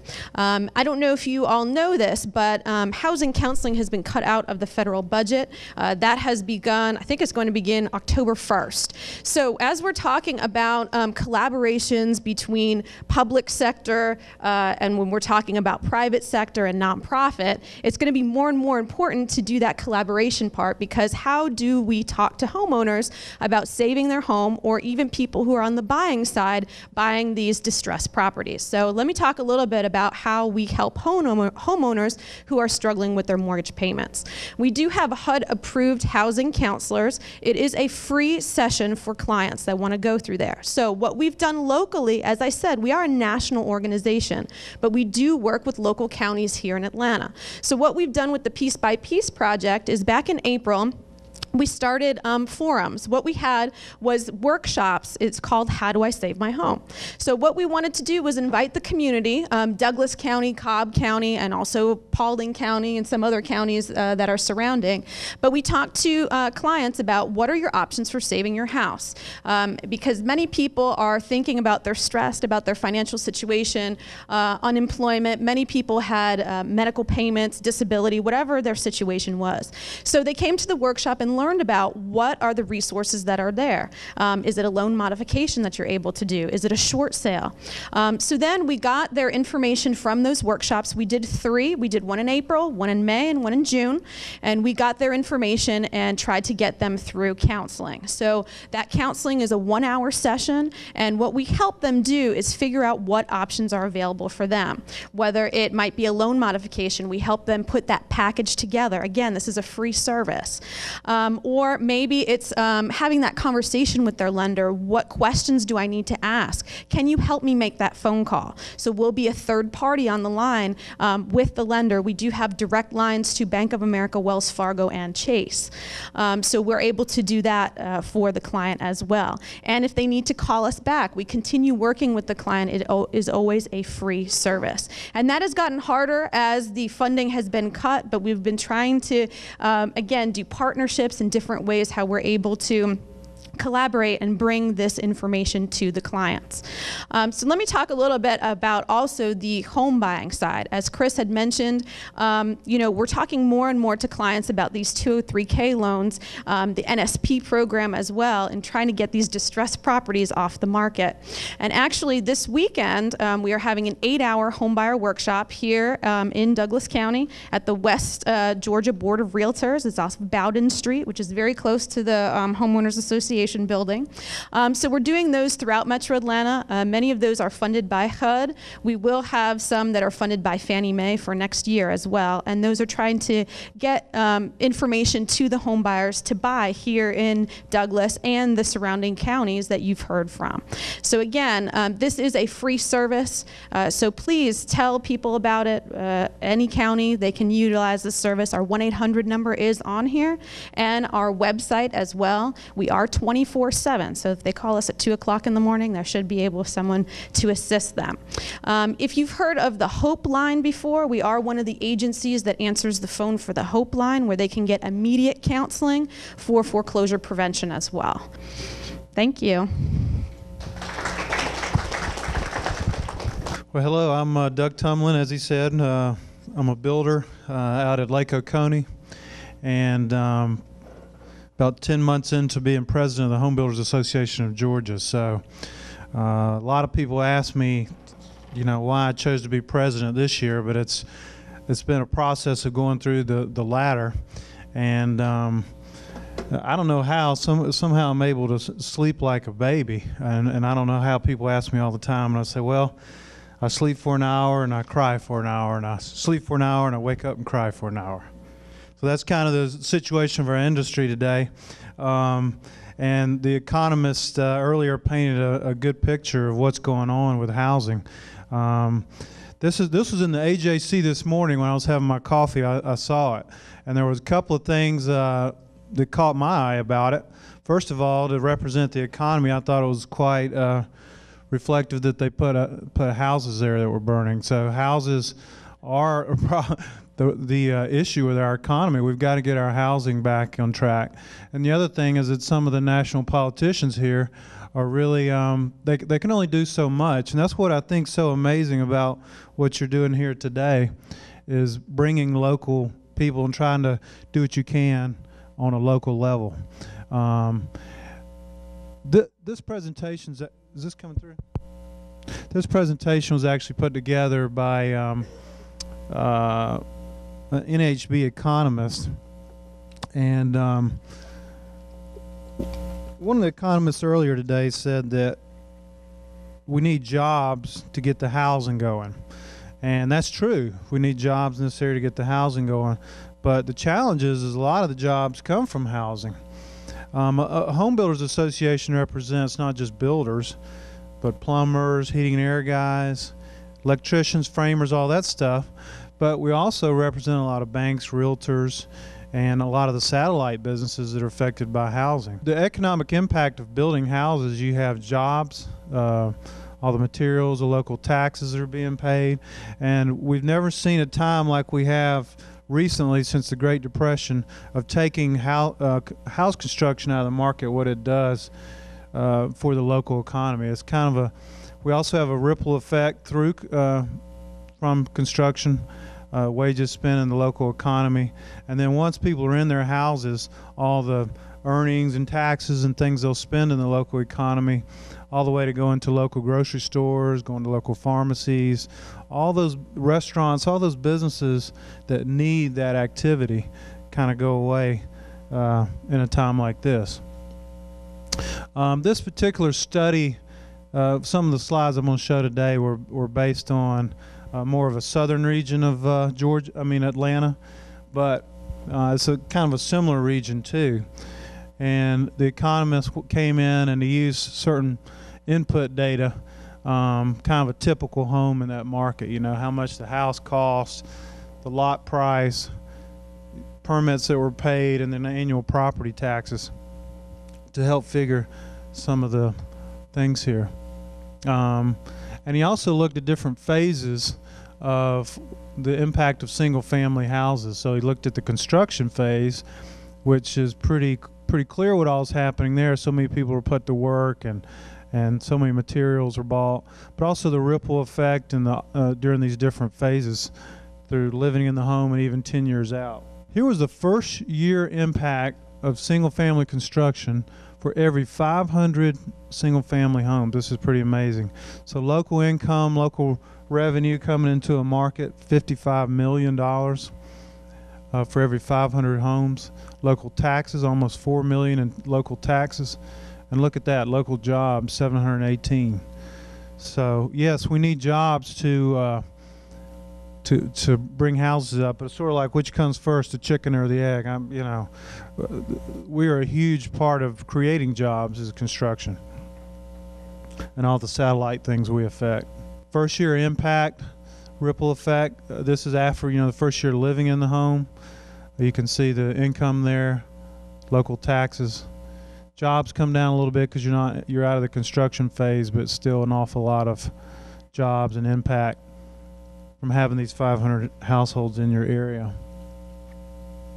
Ongoing, through continuous years, you can see some of the impact continues to be very high. And then the first 10 years, you can see tremendous effects over time. You see all the different jobs here being created by 500 homes, 1,000 temporary jobs for a year, and 233 permanent ones just from all the local activity created by people coming and building and living in your market. This is not this area, but a similar area, and we tend to get focused on the big companies, the Yamaha, Panasonic, for creating jobs. We sort of sometimes forget. Well, I don't guess we're forgetting now, because we see it in our local areas when we take construction out what's happening. But this is kind of our industry in this particular market and where it ranks with all the different companies. And that's what I love about this conference you're having today. And I've been president for 10 months. This is the first conference I've been to like this, where you're bringing so many different people together that have a big effect. But getting these foreclosures out of the way is what's going to get this construction going again and get a huge industry back to work.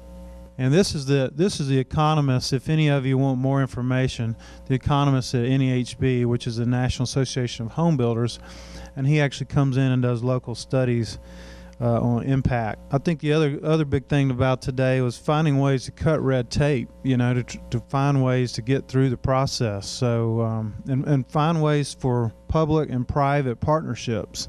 It's just amazing what I've heard here today to try to get this foreclosure crisis in hand. So thank you very much. Thank you for having me. I think this was a great conference, and good luck and continue the good work. Thank you. Thank you. I'll be brief. I just wanted to go over the Douglas County NSP program quickly. We started that program with NSP 1. Douglas County was awarded $3.8 million for that program. The Board of Commissioners was very focused on purchase, rehab, and resale, and that is the basis of our program. We do not have any rental in our or land banking in our program. We've been successful with NSP 1 in purchasing and rehabbing 27 homes. We have sold 21 of those, and we have 6 still on the market, and we are continuing to reinvest with our program income. The other big push from our Board of Commissioners was local participation. And one of the requirements in our program is that 75% of all contractors and services be local. So there are builders in this room that are participating in our program, and if you are interested in that and you're at a Douglas County business, then we encourage you to contact us to be involved with our program. We've used local realtors for the program, local closing attorneys, inspectors, appraisers, all of those services. So we now have NSP 3 funding. $1.6 million was awarded to the county directly from HUD, and we are starting to look at and purchase homes for that program. We have been successful in purchasing across the county. Really from the north to the south, east and west, all the way out to Villa Rica and all the way over to the Lithia Springs area. So our program provides up to $25,000 in down payment assistance to home buyers. However, if you are below the 50% area median income, we have additional down payment assistance that can be afforded to those home buyers to make that home affordable and really get them in at a payment that makes sense for them. We have also partnered with the Piece by Piece group here in Douglas County by offering NSP homes for them to hold open houses, because what we've found is that if a person doesn't qualify for Piece by Piece, they may qualify for NSP or vice versa. So it provides all of the information in one place. Really, that's just a short summary of our program. But again, if you're a realtor in the room, we're continuing to do realtor training. We are trying to visit all of the realty offices in the county and provide some brief information and then additional training if it's necessary. We will schedule time and come out, and that seems to be working well. So we encourage you to bring your home buyers to our program. It is a standard real estate transaction for you. We have a sales bonus going on right now till the end of summer, so hopefully that will generate some more activity. So.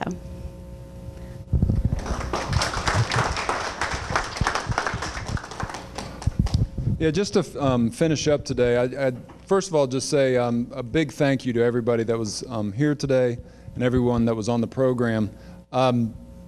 Please reach out to Amy here in Douglas County or Chris Collier.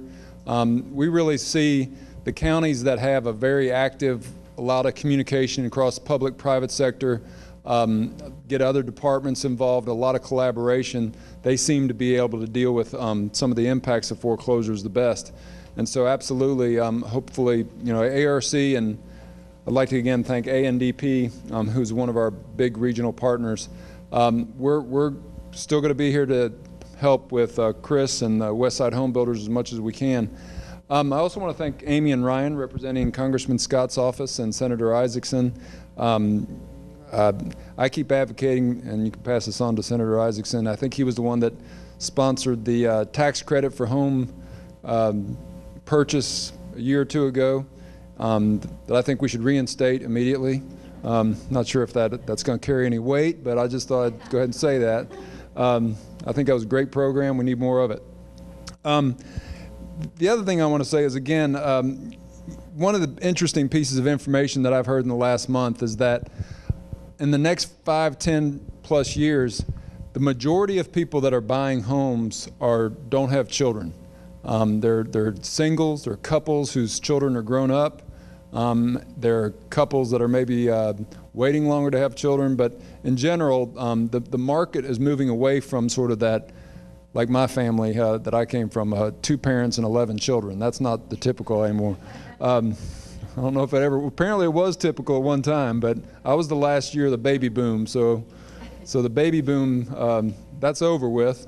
We do have other, I mean, there are folks coming out of college and high school and eventually buying homes, but the majority of the market is more of these, you know, the seniors and others. And so, I mean, again, there is, you know, I really believe Metro Atlanta, our economy, we're kind of, you know, I agree we're sort of bumping along here at the bottom, but I really believe, you know, Metro Atlanta is going to do real well in the coming years. It's just, for folks like me and those younger than me, we've never seen any kind of real estate market like this. I was telling someone outside that when I graduated from the University of Georgia I went to business school and I wanted to be a developer, and it was around 1988 and 89 through 92 was, of course, the last really bad recession we had, and there was no jobs. I mean, and I ended up I was happy to get a job in planning at Athens, Georgia, but that's kind of the market we're in right now. There's just not enough jobs, and we're going to make it through it. But for a whole lot of people, we've never seen a market like this. So, Chris, I don't know what else you'd like to say. I would just like to say, if there's ever anything Atlanta Regional Commission can do for you, please, you can find us on the internet at atlantaregional.com.